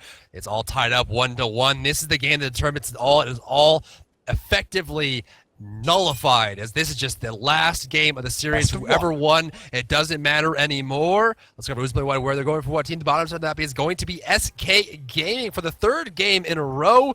Playing for fun is on Osiris. Badge is playing Bacchus. Rills on Apollo, and Maniac is going to be playing Aphrodite, as well as Captain Twig on Agni.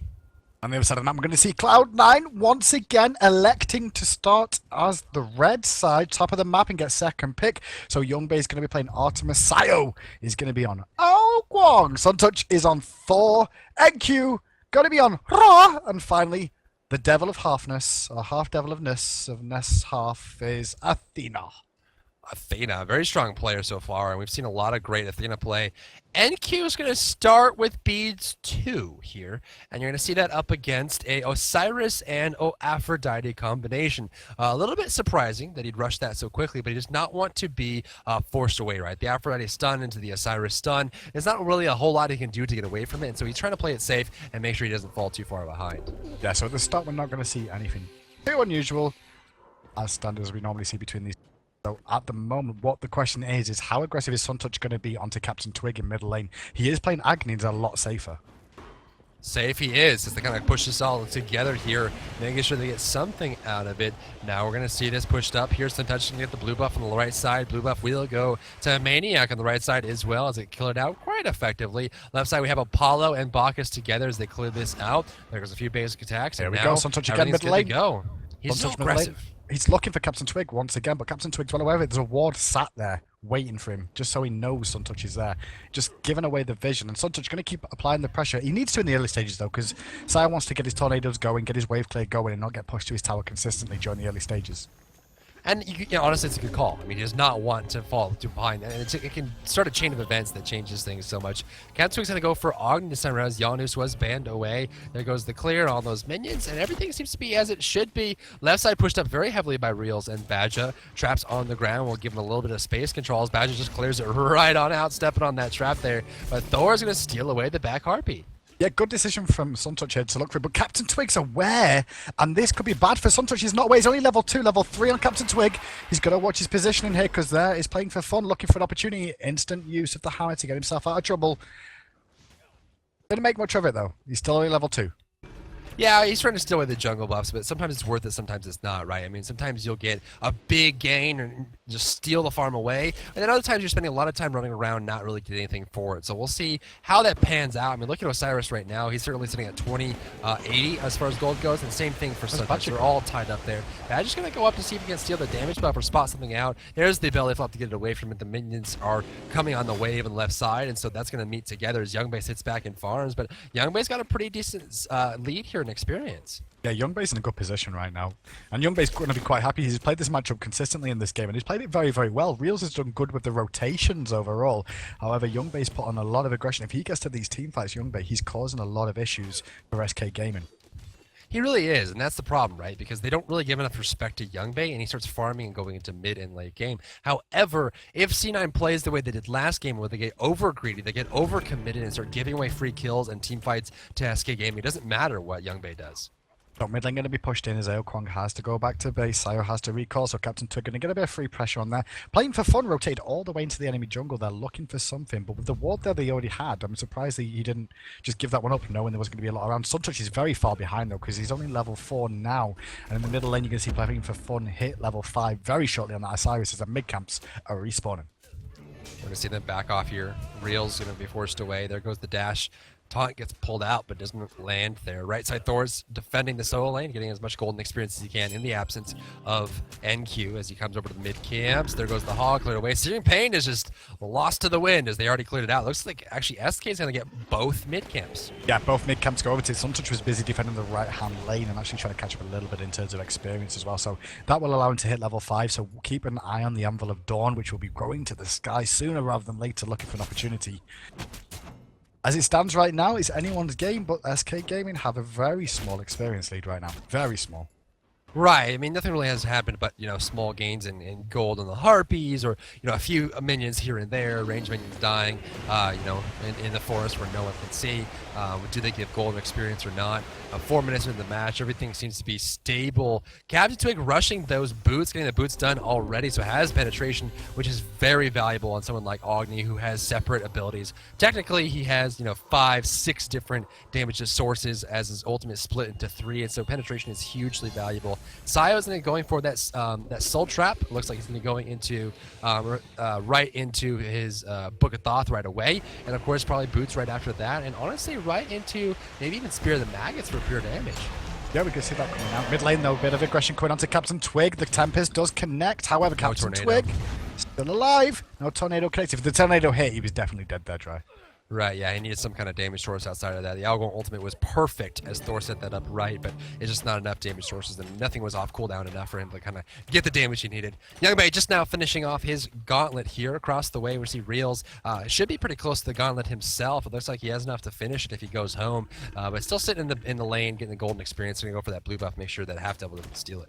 Yeah, Half Devil going to try to float around there, not going to find anything. Big shout out though to SK Gaming. After that first game we saw, Dry Bear, I thought this was going to be a quick 2-0 for Cloud9, honestly. Cloud9 looked on fire, but SK Gaming really have brought themselves back into it, showed themselves off in game 2 again, and showed how and why they deserve to be in the finals, especially after beating teams like TSM and Worth Gaming. Everyone just thought they were done after game 1. Well, I think they didn't give respect to SK either. They just came in, thought it was just a 1-0 punch. They go into the game, they finish it out, and they close the series. But, they just kept making these bad calls and giving them a little bit of leeway. And SKMA is proving that they can work with leeway. Just give them a little bit of room, and they'll win a game. Even the last push was very representative of that, right? They gave him 35 seconds, and they're like, okay, we'll kill your Titan. Exactly, and they knew the time is very, very well. And SK is showing their experience in gaming as well, and just in Smite overall, because of the fact they knew they could end in that time zone that was given to them, that small opportunity.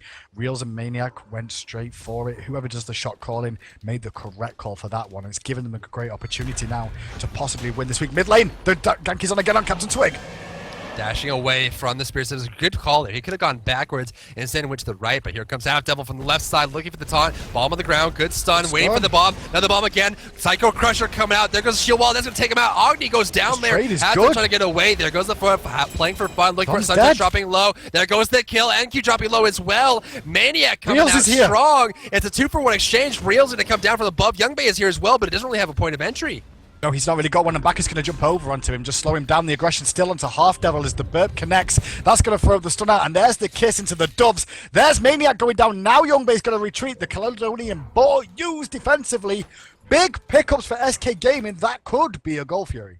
Aphrodite is so strong, and there's a reason they first pick her every single game. Right then and there, Maniac getting a solo kill on Half Devil, getting a solo kill on Suntouch, and then coming on over to the Gold Fury, now keeping his team alive and well. Enki's in the area, but there's nothing he can do except, again, throwing his ultimate into the wind. He just likes to build up that UV radiation as he just shoots that ultimate over there. But it was, a shot in the dark, right? He didn't have wards, didn't have vision. He wanted to get that Gold Fury. Honestly, you do that every single time. You look for the Gold Fury steal, and then you run back to your lane, and you're just not going to find it there. So look at the charts here. We have a 2,000 gold lead for SK Gaming. Yep, 2,000 gold lead, 3,000 experience. That all came for that extended fight. It was a gank from Cloud9 as well that started that one off as well, Drybear. They went on to Captain Twig, but Captain Twig managed to delay long enough for the whole rotation from SK Gaming to come into play. And Sayo actually died before Captain Twig did, and the follow-up onto Suntouch from Maniac was enough to cause even more problems for them as the fight continued on. Oh, look at this. Divine Ruin now completed for Maniac. That's going to make problems for NQ with that heal. That's kind of his claim to fame right now, as he's a little bit behind as far as, towards SK Gaming goes. On C9, he's the highest farm there. So Tier 3 Purification, Greater Purification picked up by NQ. The book is done. Right side is going to be pushed up here. Left side there. Youngbei forced away. Half Devil Gonna be backing up here. The minions are the trap on the ground. Badger is not very ticky. Again, going for the shoes of focus and being very, very, very squishy. Yeah, he's looking to use Intoxicate more often than not and get the belly flops available and the burps. Just looking for more CC to his team. Overall, though, I mean, if you do this and you get behind, you saw this last game that it's not going to be very effective, is it? If you fall behind, you're not going to get as much gold. And if the My Disputes continue to tick on someone like Half Devil, it's going to pay bigger dividends. Inside, Maniac pushed back mid lane, looking for Og. He's going to dash away. Maniac looking for the kill on actually NQ, forcing him back as well. Interesting play so far. I mean, they've definitely kind of got a lot of back and forth going. That's going to help them out in the long run because they're able to kind of contend in equal skirmishes, and that's going to slow down the gain from SK Gaming as they try to get together.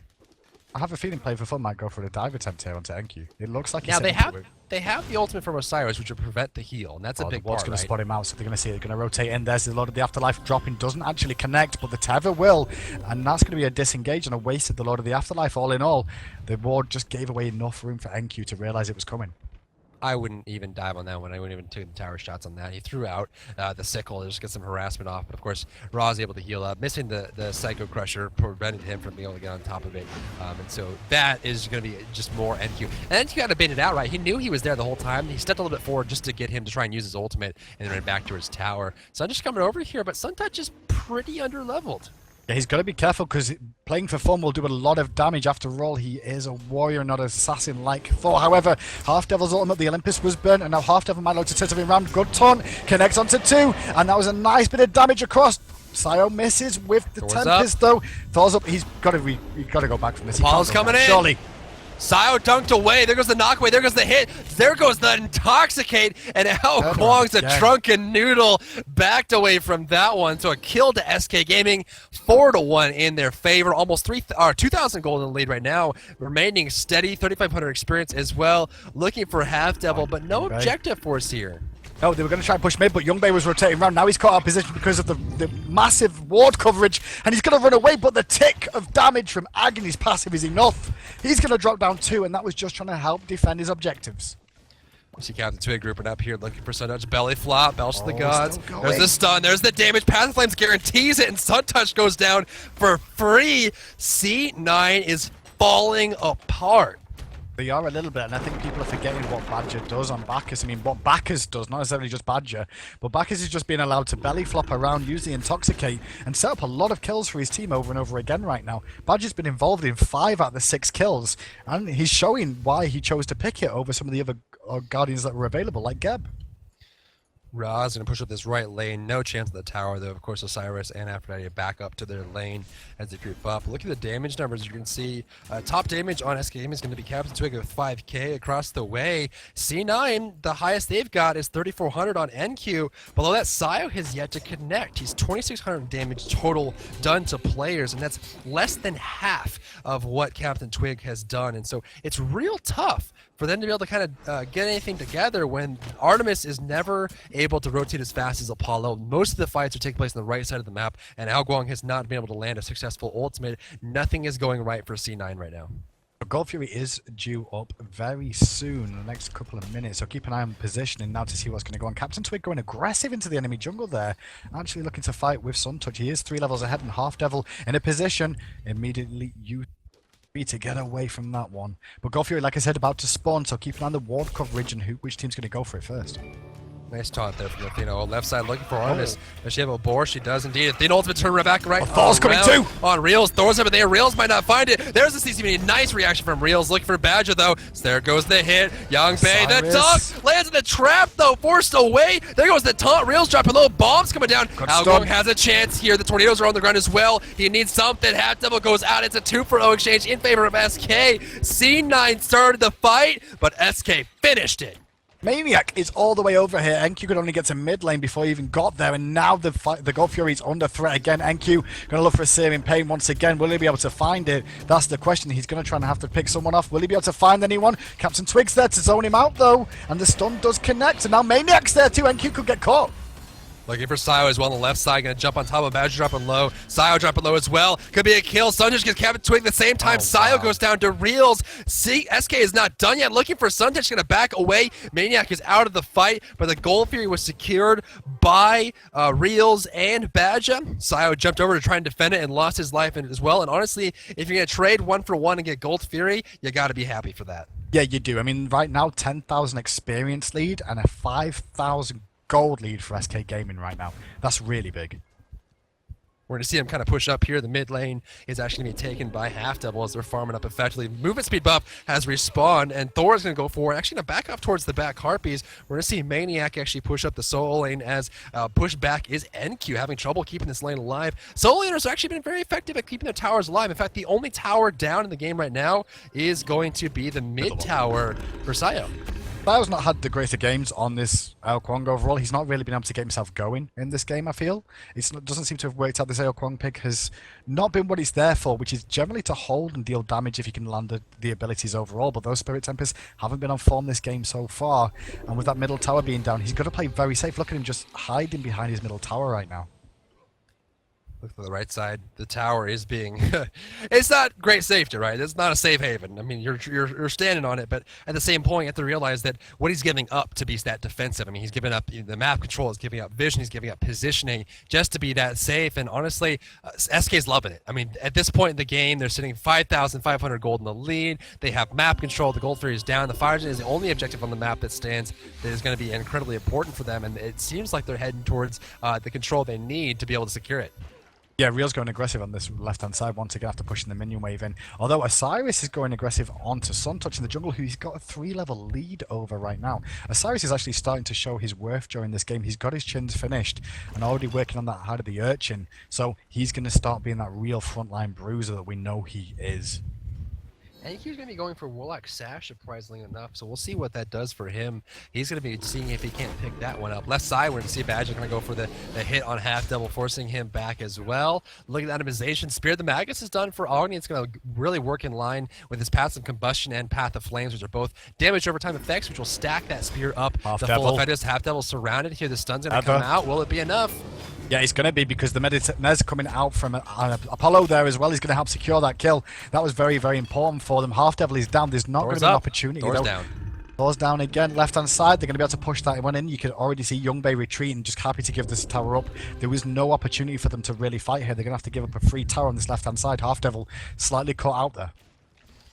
Completely caught out. I mean, there's nowhere for him to go, right? And he doesn't have any protection. There's no teammates coming to his aid. They can't reposition themselves and get them caught out as well. He's just a free sacrifice to the blood gods in the name of SK Gaming. And so, you know, honestly, what can you do? Now you see the right side. Maniac is free to push because it's a 4 versus 4 on the left side because Half Devil went down. So everything is going so well for SK. They have control of the entire map, and C9 hasn't recognized it yet. I mean, they're trying to. What needs to happen now is they need to ward up Cloud9 and just play this safe and hope, aim for late game at least mid to late game, and just try and get themselves back in it. Farm up, play safe, don't give anything away for free, and not get caught out of position. Because at the moment, SK Gaming are just going to continue to try and pick people off and just take objectives time after time. Maniac could be in trouble though. After a hammer on the right side, popping the head, actually having the agility, plus the heal, Stream Pain going to be avoided. Maniac, they're turning right back around. Here's 3 players from SK Gaming on top. The belly flop's going to miss, but there's the Intoxicate on top. Belch of the Gods, Psycho Crusher, damage out. There's the kiss. Suntouch in trouble, but unfortunately, actually ulting the second he gets the kill on Maniac. Trying to disengage here. There's no damage left. Half Devil wasn't going to provide anything. Gets the dunk on Captain Twig. Path of Flames, hammer, disengages. It's a 1-for-1. That was brave play from Suntouch, and that shows his experience on Thor as well. He was in a lot of trouble then, but what he actually did was he used all his abilities, went back in, used the wall, used the hammer to get out again, tried to help his team out even more. But 1-for-1, some signs of life for Cloud9 once again, but Captain Twig's not finished. He wants to keep assaulting, and with that drunk Bacchus with him, Bacchus won't be scared of diving. He's drunk. So just go for it. That's true. It makes you stronger. Makes you stronger. 5,700 gold in lead is SK Gaming. C9 has yet to have an answer to SK so far. In fact, the entire game, if you look at the graphs right now, is in favor of SK. Looking at the control tab graph, we're going to see that top damage goes to Agni, top damage goes to Ra. Thor has the most kills. Top gold goes to Apollo, but Ra's doing very well. So it seems like Ra is going to be the vessel for C9 to get back into this match, going for Ethereal Staff instead of that Warlock Sash to start, just keeping himself alive. But, you know, that's going to limit his penetration and damage combination. Right, there's like a 2k gold advantage to Reels over Young Babe. That is massive. 2,000 gold on between hunters. Such a big difference, and it's almost a full item in comparison between the two. Well, I mean, they need Young Bay, but he's just not keeping up with the farm. He's behind enemy support. To the same point, though, there is about 5,600 gold in favor of SK. A lot of that is Gold Fury and the 2 towers for another 1,000. Right side, what is he doing? NQ's behind the tier 1 tower, just hanging out like it's a pool party. Looks like Captain Twig actually ended up going home there, but Suntouch is going to die on the left side of the map, and now the 2-player rotation, they're not going to find it as they go for the Gold Fury, but they're understaffed. Yeah, they are understaffed. He was looking for Twig, trying to zone him out from the minions, then go aggressive. There's the Spirit Tempest coming out again. Reel's going to the sky, playing for fun in a bit of trouble. Actually, he's going to drop down the tornado, and Half Devil actually picks up that kill. Don't think that would have been the intended person to pick it up, but he does. And Reels went back in, looking for it. Gold Fury goes to Cloud9. Now Reels is going aggressive on his own. He's against 3 members. He just forced 3 members to back up from him. I guess here's the problem, though, is that, you know, Gold Fury was started by SK, and that was the biggest blunder they've made all day. You know, with just Osiris and Apollo, they didn't have the means to control it, they didn't have the hog to secure it, and they didn't have the safety to stand there and take it. And honestly, it just gave a free Gold Fury to C9. That's all it did, because C9 had the foresight to sit there and make sure it didn't leash, and so as soon as Osiris went down and Reels went up in the air, they had a Gold Fury that was at 30% HP, free Gold Fury, free money, and then of course jumping back in, Reels almost threw his life away as there was no support coming, so a big blunder by SK Gaming will clear that gap by just a bit. Yeah, just a bit in terms of gold, but right-hand side, once again, Suntouch takes a lot of damage from the Doves. He re-aggresses, though, and Maniac gets very low. Searing Pain does connect. Good kiss! Doves not connect. There's the Intoxicate, though. That's going to do some work. 1 hit from Death is Suntouch right now. Badger's drunk. He's going in deep. Is he going to find it? He needs to go back to the bar. If he misses, he's going to go home, that's for sure, because he is drunk. He's not going to make Suntouch at all. Suntouch survives. Aphrodite heal him right back up there. Look at that HP. Spirit Test coming out here. It's going to hit nobody, as Saya was hoping for the best there. Honestly, with the distance they had on that one, that was just a lazy back secure, if anything else, because it didn't have the distance to go actually into the jungle, just the very edge there.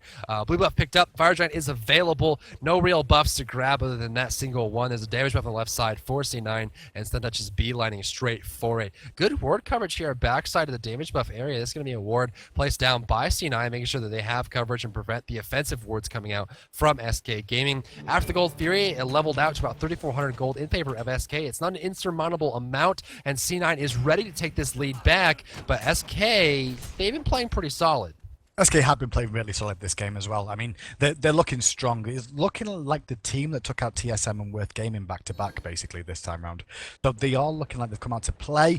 After game 1, it looks like they got the head screwed on and went, okay, we made a mistake in game 1. Quite a few, actually, but let's not dwell on it. Let's go back into game 2, make something happen. And they did. And now in game 3, well, they've got the lead from the outset here, and they're looking to put pressure on all over the map. Badger diving right inside again. Big beads used, though. Was that beat or was it just instant ultimate when he saw that one coming? I'm not sure.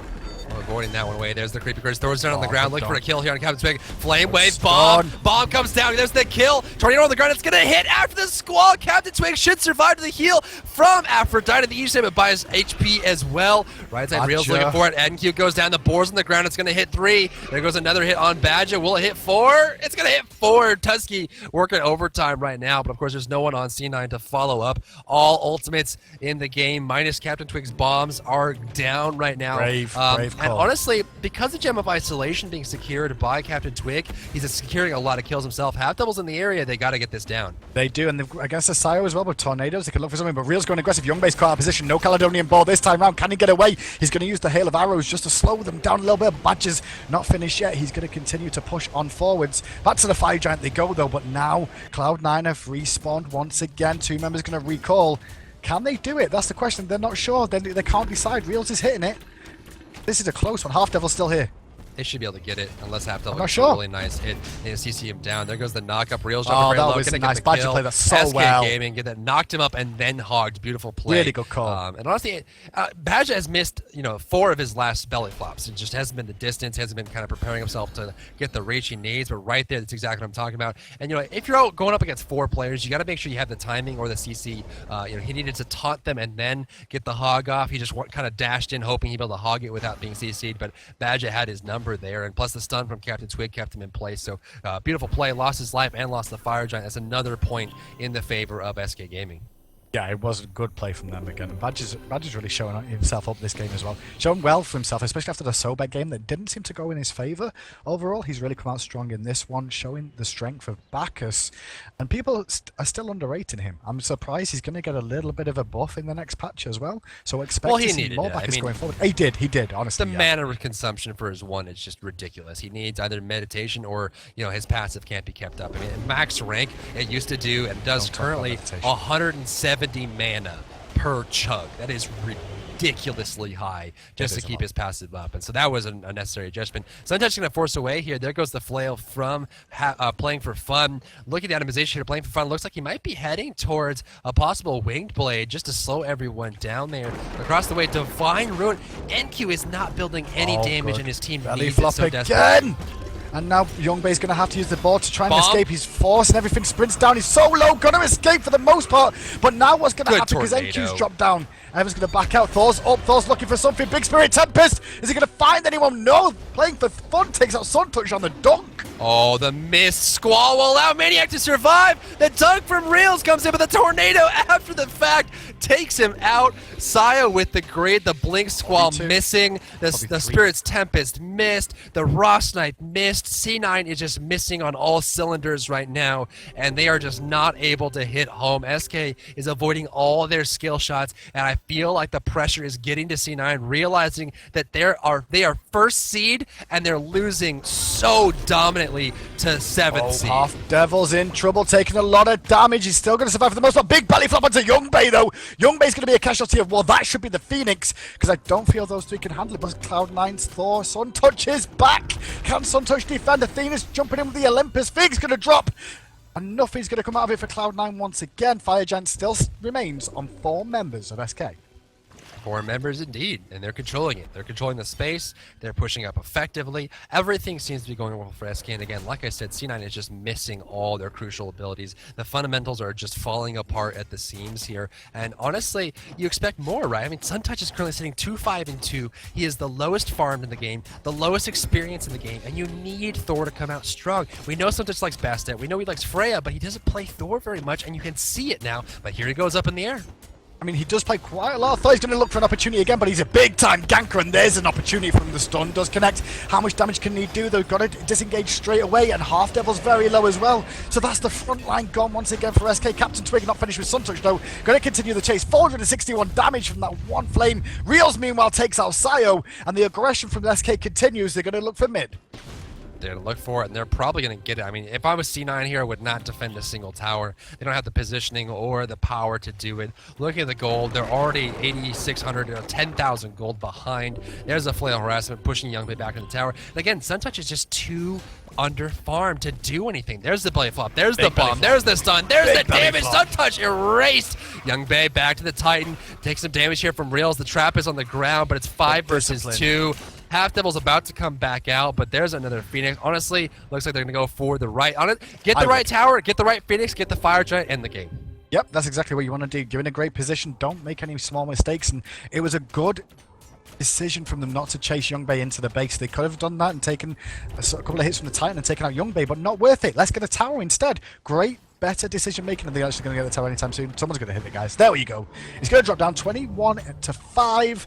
Golden experience massively in their favor. Fire Giant due to spawn again, Dry Bear, and Cloud9 have 1 Phoenix left to defend. Blue buff taken by Badger. Insult to injury has been added here.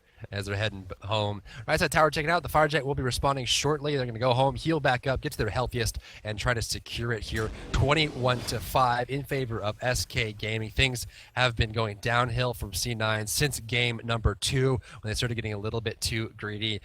SK was down for the count and then fighting from behind in game 2. They pulled it back and on a whim in a 30-second window, killed the Titan, ended the game, and now we're here in game 3 where SK has been ahead this entire match. If you look at the graphs on your screen, they are never dipping into the red. There's no point in the game where C9 had a lead of any kind. It's all upward and onward for SK Gaming, and everything is in favor of the SK Gaming players. You look at the goal and damage dealt. NQ was the star of the beginning, but he bought a lot of utility items. He went Divine Ruin and Ethereal Staff. His team needed him for damage, but because he went utility, they had to look elsewhere for damage. And where are they looking? They're looking at the underfed, underfarmed Sun Touch on Thor, and of course the medium farm, a little bit underfed Young Bay on Artemis as well. And neither of them had enough damage to kind of contribute to that loss for utility pickup on Ra. And now things are going even more downhill as the Fire Giant was picked up by SK. So Cloud9 are trying to set up some sort of defense here. This is what they're looking to do. Look at this. They're trying to position themselves in such a way where they can get a pick and try and get themselves back into this. This is going to be a big fight, Driver.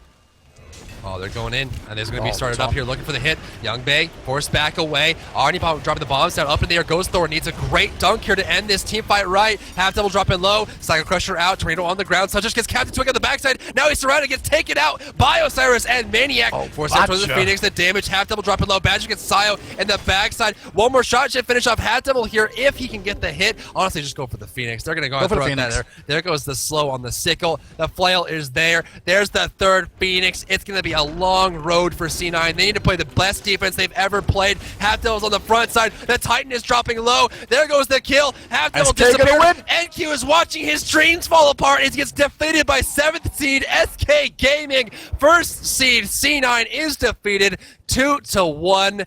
What a beautiful performance by SK today, and coming out and proving why they earned such a wonderful sponsorship with SK and making a name for themselves yet again.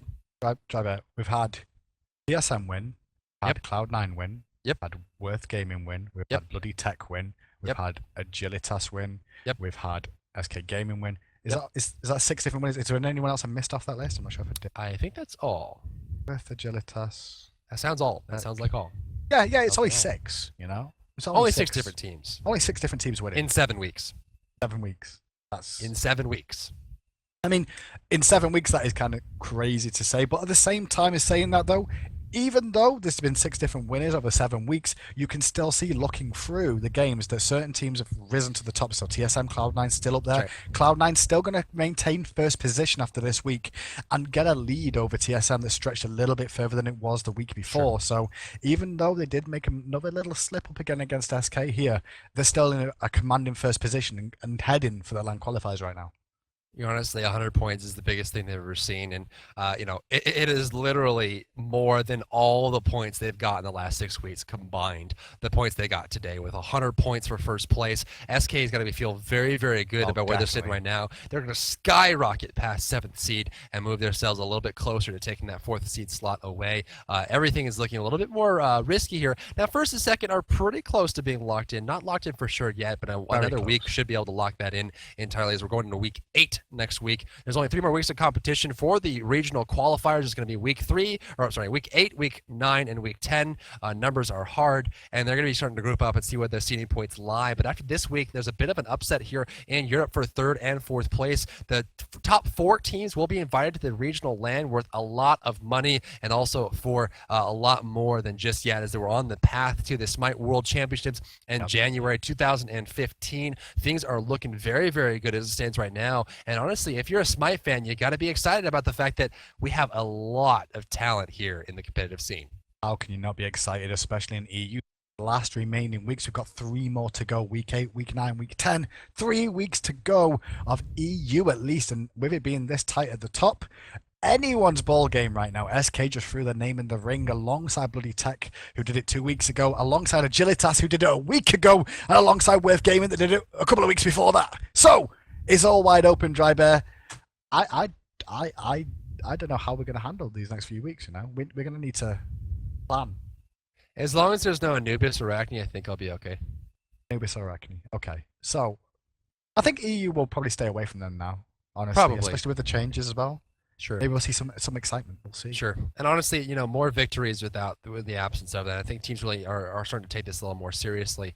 As there's big events on in the way. There's lots of money on the line and lots of reputation on the line. And with the biggest and longest series we've ever seen in Smite, with more money than could even be fathomable in the Smite competitive scene. There's got to be this ante-up strategy from a lot of these teams. At SK Gaming, that's exactly what they did today. So credit goes to them for coming out and really performing today, showing what they're worth. Yesterday, we saw Snipe win as well. So it is just a weekend of upsets. Snipe has never won a first place in the history of the last 7 weeks for the Smite World Championship regional qualifiers. And so credit goes to Snipe. Credit goes to SK Gaming, and of course, after that, we are going to see, C9 take second place. Definitely a big win for them, and really goes to show, how much talent we have.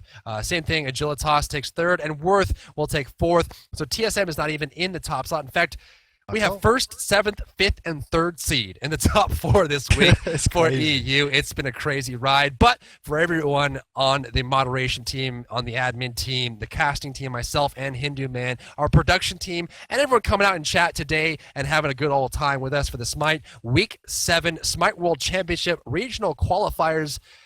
It's been a pleasure to talk to you today and watch these games today. Enjoy the rest of your day and enjoy the highlights coming up next. Pickles.